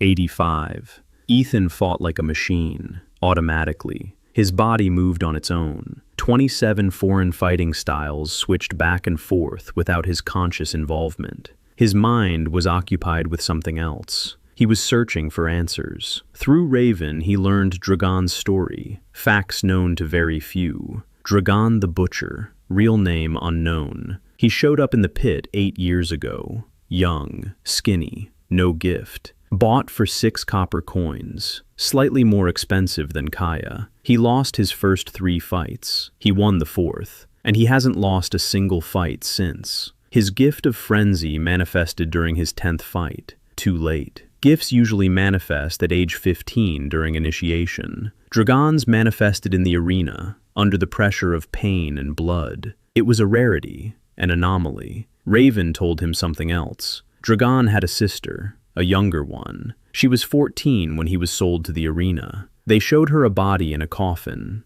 a stranger's body. They told her he was dead. Raven told this calmly, as if it were routine, as if it were someone else's story. Ethan listened, and he saw what she didn't see. Raven Finch, 19 years old, a bookie. Her brother died in the arena 5 years ago. She was 14. They showed her the body. The dates matched. The ages matched. Ethan looked at her red hair, at her freckles, at her green eyes, and in his memory, he looked at Dragon the Butcher, the one he'd seen through the cracks in the floor during other people's fights. Tall, broad, his face hidden by a helmet, always. Not once in 8 years had he taken off his helmet in the arena. Red hair. Ethan had seen strands peeking out from under the helmet. Red. He didn't tell Raven. Not now. Not like this. It was too much. Too big. Too dangerous. If Dragon was her brother, then fight number 100 wouldn't just be a qualifier. It would be the moment that would either shatter or rebuild a 19-year-old girl's life. Ethan buried that knowledge deep for later. Fight number 90, 95, 98. Ethan fought and won. His record stood at 51 wins and 47 losses. Of his last 30 fights, he'd won 22. His stats: strength, 52 out of 100. Speed, 54 out of 100. Stamina, 49 out of 100. Bone density, 47 out of 100. Pain threshold, 58 out of 100. Magic resistance, 31 out of 100. A far cry from Dragon. Far from 70 in every category.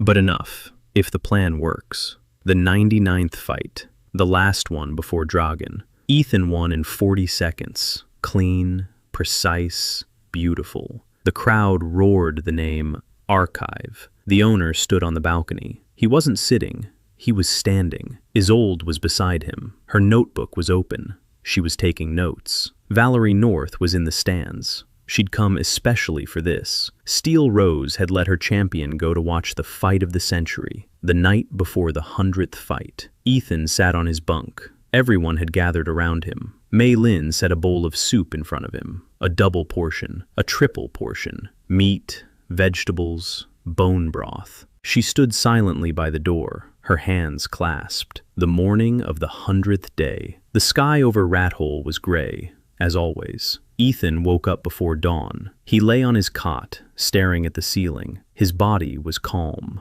His hands didn't tremble. Neither Kay's fear nor his own. Only silence inside, the calm before the storm. He got up, stretched. Every muscle responded. 72 kilograms. 87 foreign fragments under his skin. He was a collage, a mosaic, a patchwork quilt made of shards of the people who had once tried to kill him. He went to the kitchen. Mei Lin was waiting. A bowl sat on the table. She didn't say anything. She just watched him eat. When he finished, she walked over. She placed her hand on his shoulder, her right one, the one he'd fixed. She held it there for 3 seconds. Then she took it away. She left. Cell was waiting on the platform. No spear, no training. She stood there and looked at him. She said she wouldn't wish him luck, that luck was for those who weren't ready. He was ready. She nodded. She left. Ari was waiting at the entrance to the tunnel leading to the arena. Her eyes were red. She hadn't been crying. She hadn't slept. She took his hand. A green glow. The final boost before the fight. Her gift infused his muscles with a warmth that heals not wounds, but fear. She let go of his hand. She said she'd be in the infirmary, no matter what happened. Raven stood by the railing of the lower tier, a notepad pressed to her chest. She said she'd bet everything she had on him. 230 silver, everything she'd earned in 5 years. Odds of 1 to 14. If Ethan won, she'd get 3,220. If he lost, she'd be left with nothing.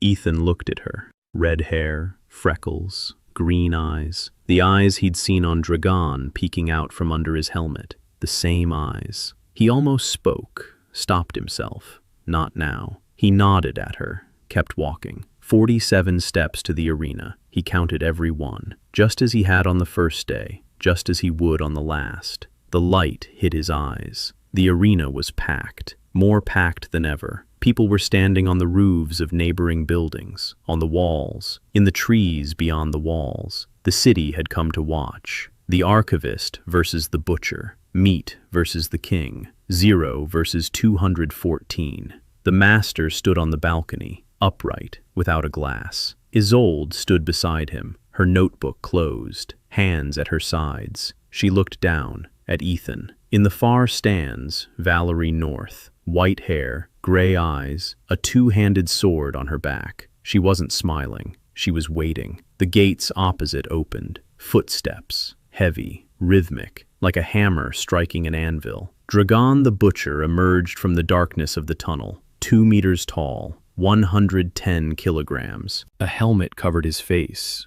Red strands of hair peeked out from under the helmet. His arms were bare, muscles like ropes, spiked gauntlets on his fists, similar to the ones Gormand had worn, only bigger, and the spikes were longer. He walked unhurriedly, like a man with nowhere to rush to. 214 times he had stepped onto this sand. 214 times he had walked away victorious. For him, it was no big deal, just routine. Ethan stood on his side of the arena, Seele's spear in his hands, black wood, white steel. He looked at Dragon and assessed him. Height, weight, arm span, shoulder width, stride length. Everything matched Raven's notes. Left-handed, first strike with the left. As he exhaled, the referee raised his hand. The arena fell silent. Thousands of people fell quiet at once. In the silence, you could hear the wind whipping sand across the arena. The gong. Dragon exhaled and struck with his left, just like the 214 times before. Ethan saw the punch coming, a dotted line in the air, left fist, spiked gauntlet, hook trajectory, amplitude, 56 centimeters, flight time, 172 milliseconds, faster than Gormand,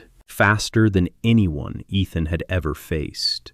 He didn't dodge, he took it. He put his right forearm into it. Bone density, 47%. The spikes pierced the muscle. The bone held, barely. Pain shot through his arm from his fist to his shoulder. Blood streamed down his forearm, red, bright, into the sand. Dragon saw the blood. His eyes behind the slits in his helmet changed. They widened. The gift activated. Ethan felt it. The air around Dragon grew heavier, denser. The berserker's muscles swelled. Veins bulged on his neck. Frenzy. The first wave. Second strike, with his right. Faster, harder. Ethan took it in the ribs. 2 broke. A crunch. Pain. Pain threshold at 58%. He stayed on his feet. Blood from cuts caused by the spikes. On the sand. More blood. Dragon was picking up speed. Third blow. Fourth. Ethan took each one. He didn't block. He didn't dodge. He took them. His body was breaking. His left arm went limp after the 5th blow, a broken humerus. His right knee cracked after the 6th. 3 ribs on the left side after the 7th. Blood was everywhere. On the sand, on his body, on his face. The crowd was screaming, "Finish him off! Finish him off! Finish him off!" Ethan stood there, on one leg, with one functioning arm. Seele's spear in his right hand, his left arm hanging limply. Blood was flooding his eyes. The blue bar was flashing. Critical damage. 78%, 82, 85. Cloning active. 34% of Dragon's strength. 38, 41. He was gaining berserker fragments with every strike. But that wasn't the point. The main thing was something else. Dragon saw blood. Lots of blood. His gift was revving up. The first wave passed. The second. Dragon's muscles were growing before his eyes. Literally. His skin was stretching. His veins throbbed. His strength doubled, then tripled. He struck like a machine. Every blow left dents in the sand. Ethan kept count. The time between blows was shrinking. 3 seconds. 2. 1.5. Dragon was picking up speed. His body was working at its limit, beyond its limit. Ethan could see it. He could tell by the way Dragon's hands trembled after every blow. Not from fatigue, from tension. His muscles were straining harder than his tendons could bear. The 8th blow, the 9th, the 10th. Ethan fell, got up, fell, got up. Seele's spear was stuck in the sand, serving as a support. He held on to it with one hand and stood. He stood there, bleeding out. The crowd fell silent. They stopped shouting, "Finish him off!" They watched. They watched the guy with the brand on his face who stood against the invincible berserker and refused to fall. The panel, critical damage, 89%, 90. The system's threshold, the edge. If 90% is exceeded before cloning is activated, he will die, for real, without awakening. Ethan stood on the brink, and he laughed. Not out of madness, out of understanding. He had finally solved the equation. All variables in place, all data received. It was time. Dragon froze. For a split second, flesh doesn't laugh. In 214 battles, not a single opponent had ever laughed in his face. Ethan used that second. He tore himself away from the spear, stood up, straight, on both feet. His right knee creaked but held. His left arm hung limply, but his right was working. And he began to move. Not like Ethan, not like Kai, like everyone else. Sele's stride, smooth, gliding. A swordsman's turn, sharp, fast. A wrestler's stance, low, steady. A boxer's breathing, even, deep. An archer's reading of trajectories. A giant's swing. Chain control. A shield-bearer's block. 87 strangers in a single body, each for a fraction of a second, each with their own movement. He switched between them as if changing channels, faster than Dragon could track. Dragon struck, with his left, as he exhaled, as always. Ethan dodged. A sense of distance, 27% of Sele, plus all the training, plus the advanced archives. Dragon's fist sailed past. For the first time in 214 fights, his first strike missed. Dragon froze for a second. Ethan didn't give him that second. Spear, strike, not to the body, to the leg, below the knee, the tendon. The white steel tip struck true. Anatomy, biomechanics, 3 years at Stanford. He knew exactly where to strike so the leg would give out. Dragon collapsed to one knee. He roared, not from pain, from rage. The gift of fury erupted. The third wave, the fourth. His muscles swelled even further. The skin on his arms turned red. His veins turned black. He stood up, on one leg, and struck, with such force that the air hummed. Ethan didn't dodge. There was nowhere to go. He raised the spear horizontally, with both hands. His left hand wasn't working, but he forced it to. His pain threshold was 58%. The pain was excruciating, but his hand moved. Dragon's fist slammed into the shaft. The spear held. Black wood. Ethan slid along the blow, spun around, with all his copied weight, all 720 kilograms. Ethan spent the 3 days following his 100th battle in the infirmary. Ari never left his side. A green glow burned for hours. Her gift was operating at a power level she herself didn't know. Her trust was complete, absolute. Kay's body trusted her as it trusted no one else in the world. The broken ribs healed in a day, the knee in 2, the left arm in 3. When Ethan got up from the cot, he weighed 70 kilograms. He'd lost 2 from blood loss and starvation, but fragments of Dragon were inside him, the blue panel. The defeat was not counted, victory recorded. But the copying process had been active throughout the entire fight. 47% of Dragon's strength was copied while taking blows, 23% of his speed, 31% of his stamina, and something new, resistance to the berserker gift, 8%, a trifle. But it was his first encounter with a gift that works from the inside rather than the outside.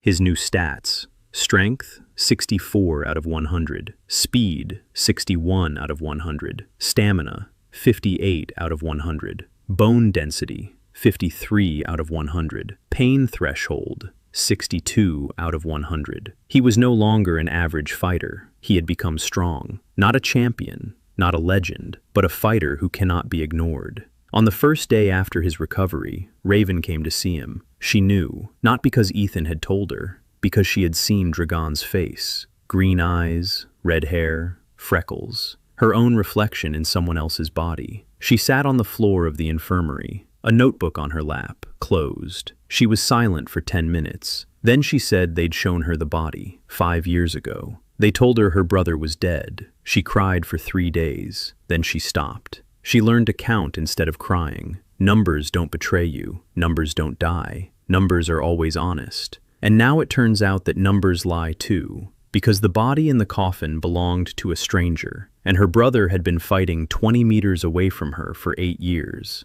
under a helmet. She asked Ethan if he had known. Ethan said yes. He'd known for a long time. She asked why he hadn't told her. Ethan said because if he'd told her before the fight, she would have rushed into the arena, and Dragon, in a frenzy, would have killed them both.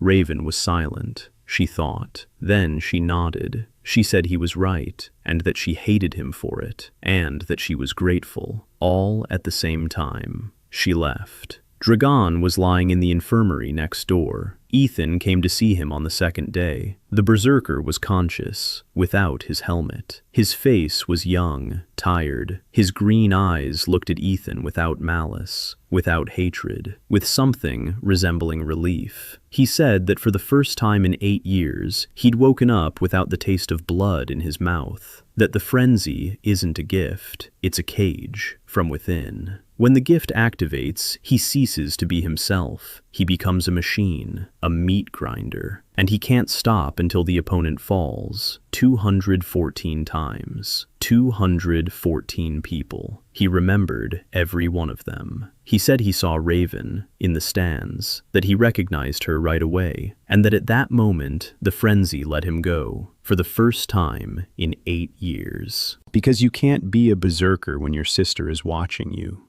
Ethan listened. He nodded. He asked who had given Raven someone else's body. Dragon said he didn't know, that he'd been sold when she was 14, that he'd been promised they'd take care of her. They didn't. Ethan remembered. Another unanswered question. Another thread leading to someone higher up. On the third day, Ethan left the infirmary, and the world was different. A carriage stood at the gates of Rat Pit, black, with gold trim. A seal on the door, purple, imperial. Next to the carriage stood 4 guards in purple cloaks. The arena's owner stood at the entrance, pale, upright, but pale. Isolde stood beside him. Her face was inscrutable. A notebook was pressed to her chest. A man stepped out of the carriage, tall, thin, a floor-length purple robe, his face hidden by a hood. He walked past the owner, past Isolde, past the guards. He approached Ethan. He stopped. He pulled back his hood. The face. Ethan saw the face and his breath caught in his throat, not because it was frightening, because it was familiar. The same sharp cheekbones as Kay's, the same slant of the eyes, the same jawline.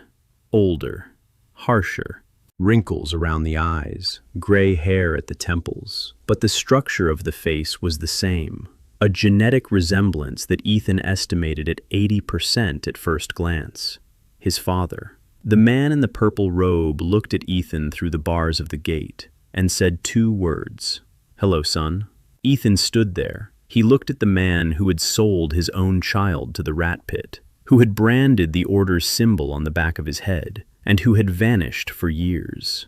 Inside, Kai shuddered. He woke up. The boy looked through Ethan's eyes at the face he remembered, the face he loved, the face he hated. The man in the robe smiled. It's cold, like the smile of someone who's seen the results of an experiment. He said the Centennial Tournament would take place in 112 days, that the Rat Pit had been admitted to participate, that a fighter nicknamed the Archive had been registered as a contender, and that he'd come in person to make sure the experiment had been a success. An experiment. Ethan clenched his fists. 72 kilograms, 64 units of strength, Soleil's spear on his back. He could strike right now. He could try. But 4 guards, purple cloaks, swords at their belts.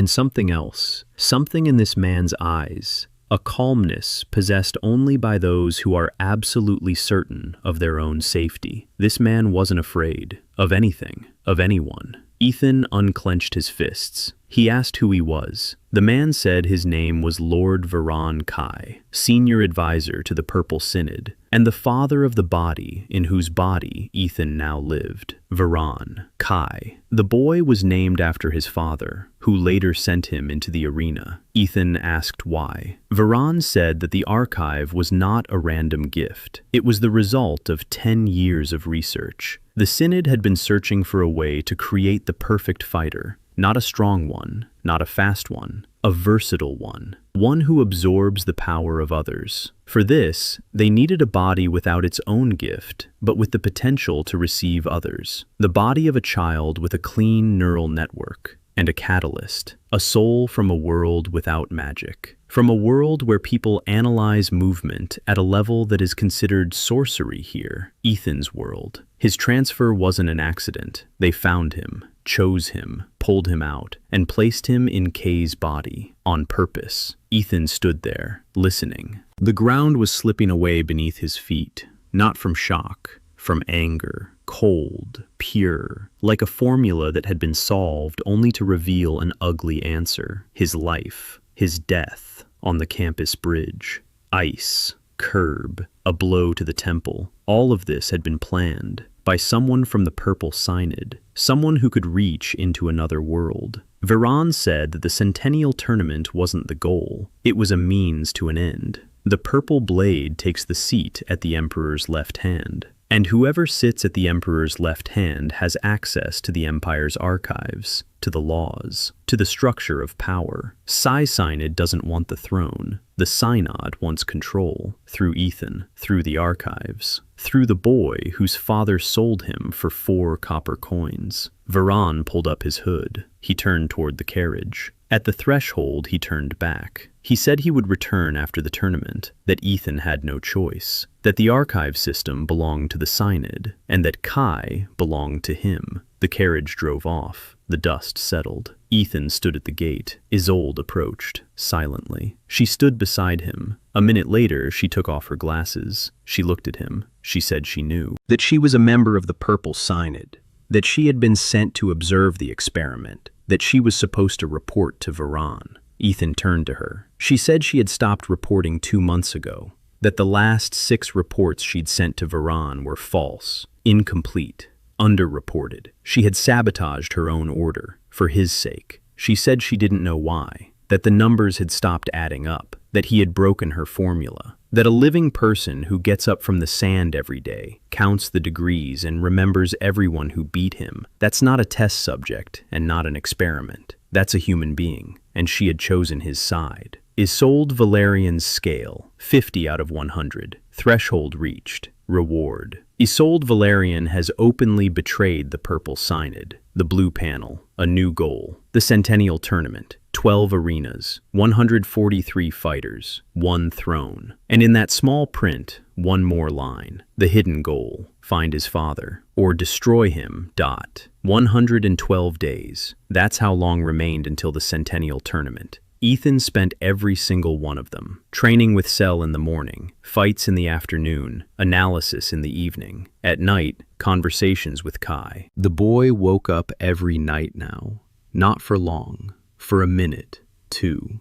They talked.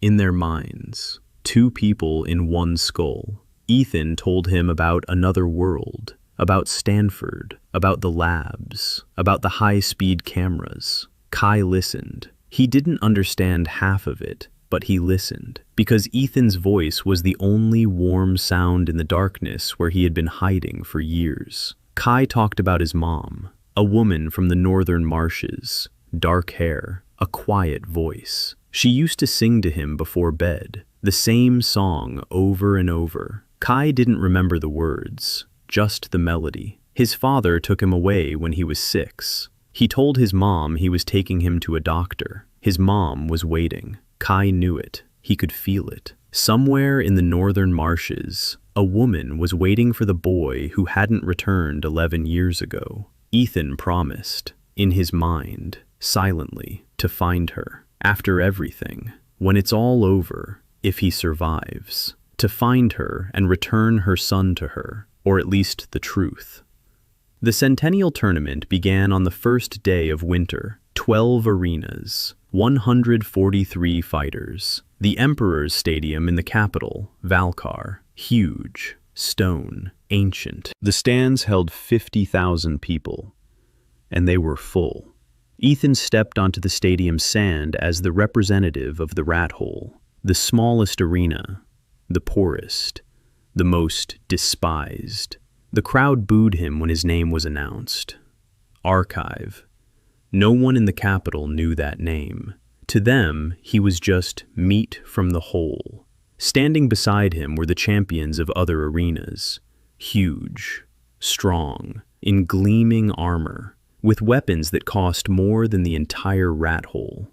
Ethan stood among them in a simple leather jacket, with Sele's spear on his back, with a brand on his face. The tournament lasted 30 days, 3 rounds. First round, group battles, 4 groups of 4 arenas each. Each arena fields 3 fighters, 12 people per group, 4 advance. Ethan fought 5 times in the first round. He won 4, he lost 1, on purpose, to a fighter with the gift of lightning. Electric shocks from his palms, painful, devastating. Ethan took 7 shocks. Each one hit like a sledgehammer and burned like red-hot iron. Cloning. Electricity resistance, 19%. Nerve impulse speed, plus 11%. Second round. Single elimination matches, 16 fighters. Ethan fought 4 times, defeated them all, used everything he'd learned. Styles changed every 3 seconds. Opponents couldn't predict the next move because the next move belonged to someone else. The Steel Rose champion recognized Valerie's technique in his movements. He froze. That second was enough. The Golden Bull champion recognized the stance of his own student, whom Ethan had defeated in the first round. He froze. A second. Ethan didn't win by force. He won because everyone saw something familiar in him, and that familiarity distracted them for a split second. That split second decided the fight. Valerie advanced to the semifinals against the Steel Rose. They met in the hallway before the third day's bouts. She patted him on the shoulder.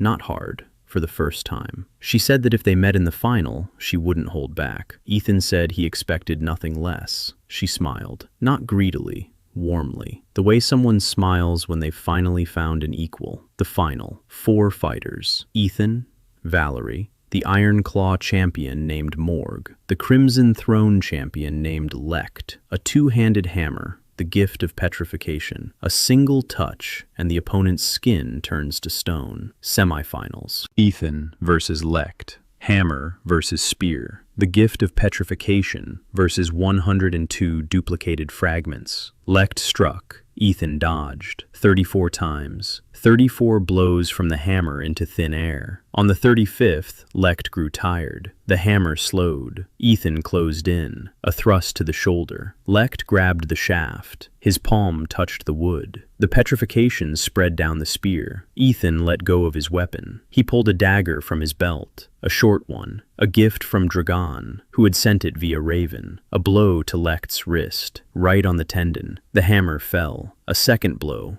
to the knee. Lekt collapsed. Ethan pressed the dagger to his throat. Victory. The other semifinal, Valerie versus Morg. Valerie won in 4 minutes. Clean, beautiful, terrifying. Her 2-handed sword sang through the air as if it were alive. Morg didn't manage to land a single blow. The final, the Archive versus Valerie North. 50,000 spectators. The Emperor on the central balcony. An old man in golden robes, his face hidden by a mask. Tradition. To his right, the Purple Synod. Ethan saw Varan. His hood was thrown back. His face was calm. He looked at Ethan as if he were a chess piece moving toward the right square. To the Emperor's left, an empty chair. The seat of the Purple Blade. The one who would win today.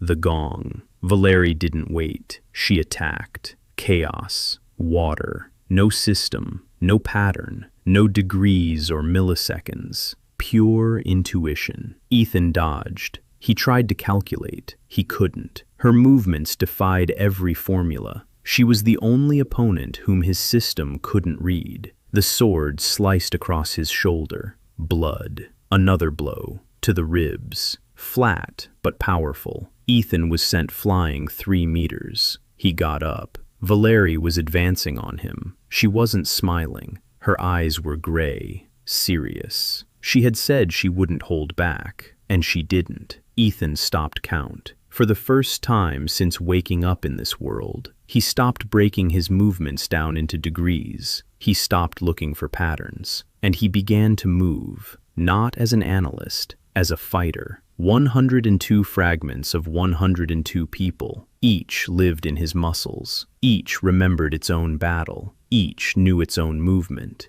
Ethan unleashed them all at once. His body moved of its own accord, not by calculation, by memory. By the memory of 102 people who had once killed him, and whose strength now flowed through his veins. Valerie's sword came from the right. Ethan's body moved to the left, not because he decided to, because the swordsman from the third battle knew how to evade a blade. Valerie spun around. She struck from below. Ethan's body leaped, because the archer had taught him to read trajectories from below. The spear in his hands moved of its own accord. Sele's thrust, a giant's swing, a wrestler's grip, a spearman's parry, a boxer's feint. Every movement belonged to someone else, and all of them together belonged to him. The fight lasted 11 minutes, the longest in the history of the Centennial Tournament. Valerie fought like a hurricane. Ethan fought like a hurricane's archive, one that had recorded every gust of wind, every bolt of lightning, every breath between the waves. In the 12th minute, Valerie slowed down. For a split second, her sword dropped slightly lower than it should have. Ethan saw it, not with his mind, with his body, and he struck. The spear slipped under the sword. The tip pressed against Valerie's throat, gently, without pressure. Like a period at the end of a sentence, Valerie stopped. She looked at the spearhead, at Ethan behind the spear, and she smiled, widely, openly, like someone who had finally lost to someone she wasn't ashamed to lose to. She lowered her sword, raised her hand, surrendered. The stadium was silent for a second. Then it erupted. Ethan stood on the sand of the Emperor's Stadium, Sele's spear in his hands, the brand on his face, blood on his shoulder, and 50,000 people were chanting his name. Not Zero, not Kai, Archive. The Emperor stood up, slowly, an old man, with difficulty. He raised his hand. Silence. He announced the winner of the Centennial Tournament, the Purple Blade, Archive, from the Rat Pit. Ethan stepped onto the balcony. He stood before the Emperor. A crimson cloak was handed to him. He put it on over his leather jacket. He sat down in the chair to the Emperor's left and looked at Varen, who was standing to the right. Kai's father was looking at him. He was smiling, calmly, like a man whose plan had worked. Ethan looked him in the eyes and spoke quietly so that only the two of them and the Emperor could hear. He said he knew who he was, that he knew why he had been created, that he knew about the experiment, about the synod,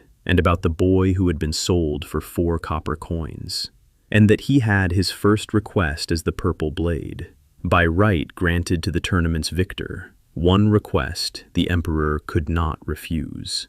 Varen stopped smiling. Ethan said he was asking for access to the complete archive of all the Empire's branded slaves, the full archive, with names, with dates, with the places of sale. The Emperor turned his head. A mask hid his face, but his eyes were visible, old and weary. He nodded. Ethan spent the next 6 months in the palace. The chair to his left gave him access to everything, to the archives, to the laws, to the people. He acted as he always did, methodically, precisely, calculating every step. Isolde became his right-hand woman. Her numbers opened doors that not even the Purple Blade could open. She uncovered the Synod's financial network, the money flowing into the arenas, the contracts for purchasing slaves, the documents proving that the blood circles were not a tradition, but a business, a machine for money from human blood.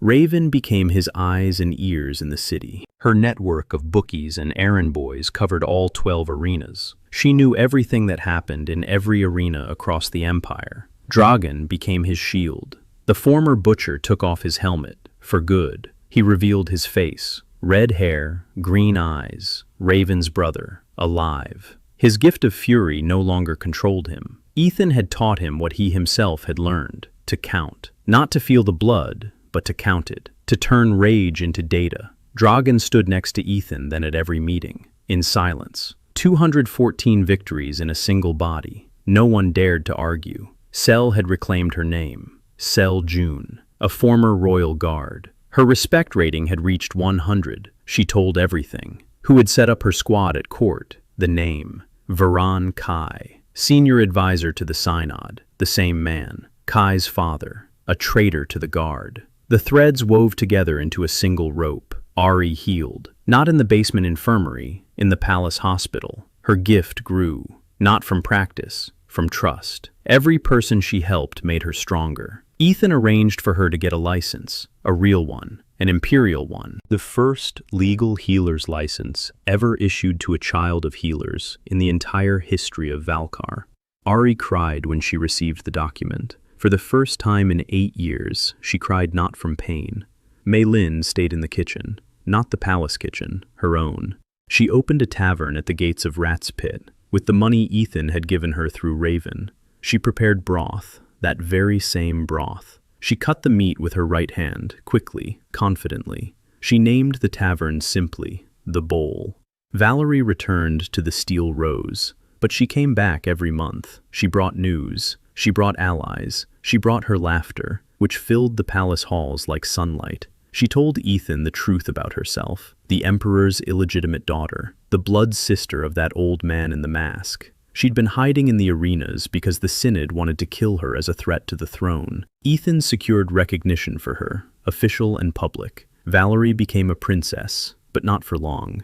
She didn't like it. She returned to the arena. She said that princesses don't fight, but she couldn't live without a fight. Ethan laughed. For the first time in a long time. 6 months later, Ethan presented a document to the Emperor, a decree dissolving the blood circles, a complete ban on the use of slaves in combat arenas, and freedom for all those who had been branded. All arenas would switch to a voluntary format. The Emperor read it for a long time. Then he looked up. He asked why. Ethan said it was because no human should be forced to stand on the sand against their will. That flesh is not a human being, that expendable goods are not life, and that an empire built on the blood of slaves is not an empire but a slaughterhouse.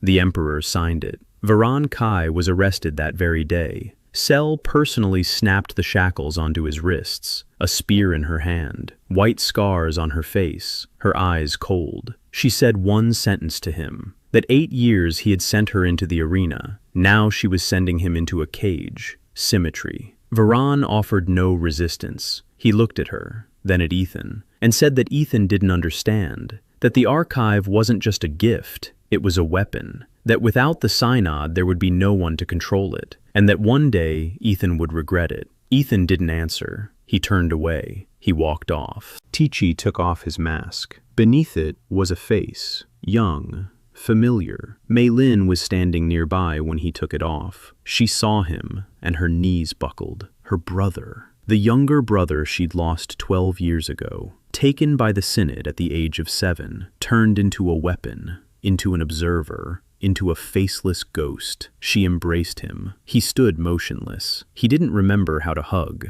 He'd forgotten how. Then his arms slowly rose. They wrapped around her, and the mask fell onto the stones of the palace courtyard, forever. The last thing Ethan did before leaving the capital, he found the archive of the branded, a huge hall, shelves reaching to the ceiling, thousands of scrolls, names, dates, places of sale. He was looking for one name, not Kaya's mother's. He found it 4 days later, a scroll on the bottom shelf, dusty, a name, Lyra, the marshes of the northern border, status, free, not a slave, never had been a slave. Varan stole her son from her, just took him and left, and she waited 11 years. Ethan took the scroll. put it in his pocket. That evening, he lay on his cot in the palace chambers. He closed his eyes. He called for Kai. The boy came, not from the darkness, from the warmth. He wasn't hiding anymore.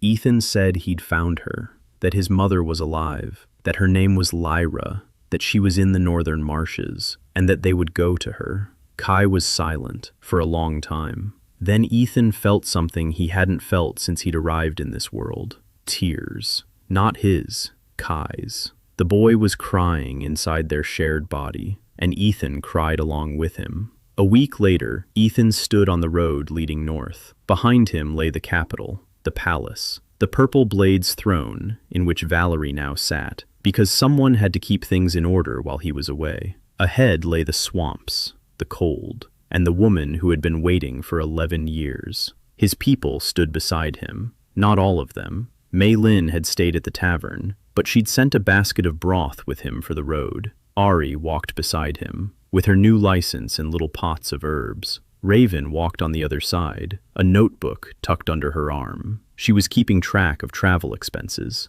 Sel walked ahead, with a spear, like a guardian, just as it should be. Dragon walked beside Raven, silently, brother and sister. They had found each other through blood and sand and 5 years of lies. Ethan walked in the middle, 72 kilograms, 102 fragments of 102 people. Sele's spear was behind her back, a brand on her face, a cracked circle. It no longer signified slavery. It meant that this person had gone through the arena and come out, alive, unharmed, herself. The northern marshes greeted them with fog, cold, thick, smelling of peat and water. The village stood on stilts, small, 10 houses, smoke from the chimneys, dogs barking. A woman stepped out onto the porch of the house at the far end. Dark hair, streaks of gray, a weary face, eyes like Kai's, the same eyes. She looked at the group of people walking along the path. She didn't recognize them. Ethan stopped 10 steps away. He closed his eyes and stepped back, inside, deep down, into that darkness where Kai had been hiding all these months, and made room. Kai opened his eyes, his body, his hands, his legs. For the first time in a year, he stood on the trail. He looked at the woman on the porch. He opened his mouth and said one word, that very one, the one he'd whispered in his sleep in the rat pit's cage. Mom.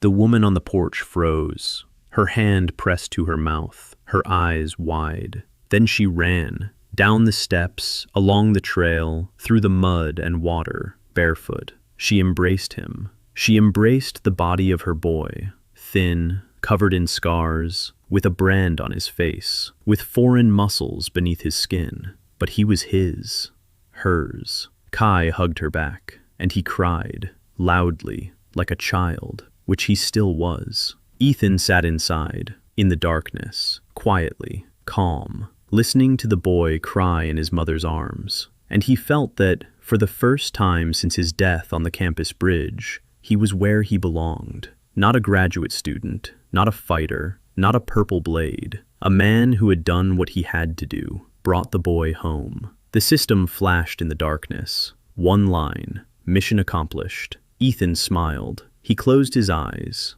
and let Kai live.